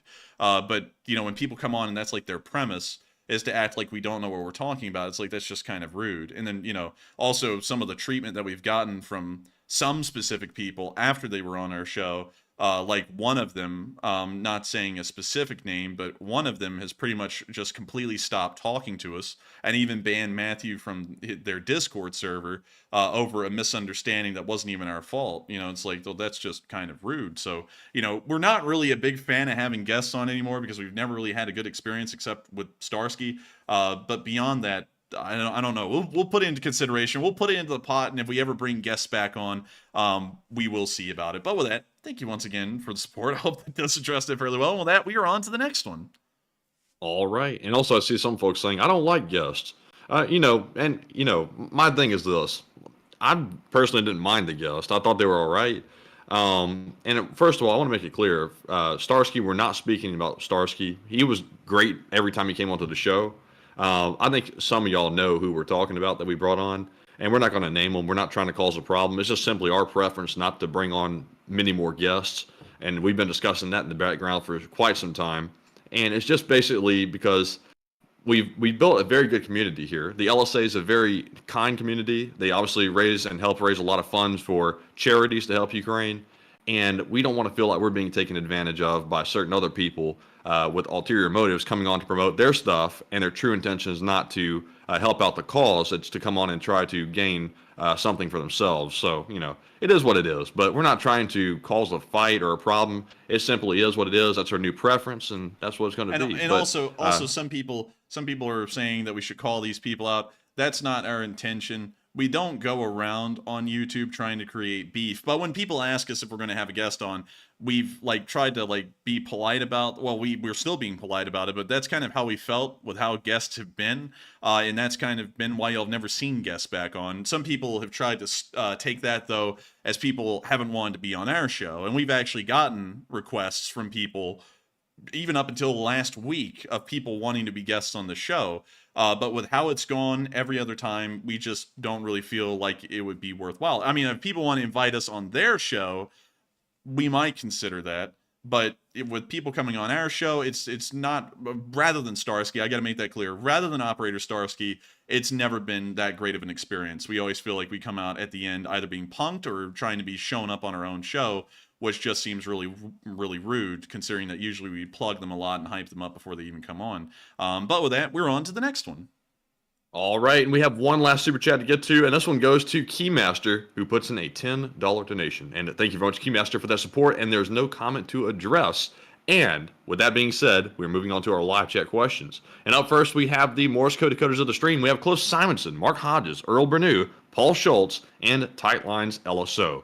And they said, LSA, tonight's Morse reads, Ukraine is pushing forward hard enough to cause the Russians to freak out. And long live the LSA and Slav Ukraine. And that's the sound of money, and slow Ukraine. And y'all did get that Morse code message correct tonight. It wasn't that good of a one. It wasn't really creative or anything, but y'all did get it right. And I got to congratulate y'all for getting the Morse code message correct on the 580th day of the war. It's amazing to think that we have people who can do that as a skill in the chat, and y'all have done that without fault every single time. It's truly incredible. And so with that, hope that does address that fairly well. And we are on to the, well, actually, let's see, how many questions can we answer? About 5, actually. We could probably try for 5. And so with that, we are on to the first one. All right, we're actually only able to do 3, unfortunately, because I have to get to sleep on time tonight. But we have to. So this one goes to Neil Vizanon, who says, do you guys think Russia will do something desperate and or stupid when their dead numbers cross 300,000? I doubt it, because the losses are kind of a continuous thing. No one ever really does anything stupid once it passes like a certain threshold like that. It's when the entire situation on the front line is like, okay, everyone's falling apart right now, everyone's mutinying, and then usually that locks them up where they can't do anything, like the Germans, for example, in World War I. Once they started to have like the Spartacus rebellions, there was nothing really they could do. They just kind of had to sit back and kind of hope the army didn't collapse in the last few months of the war.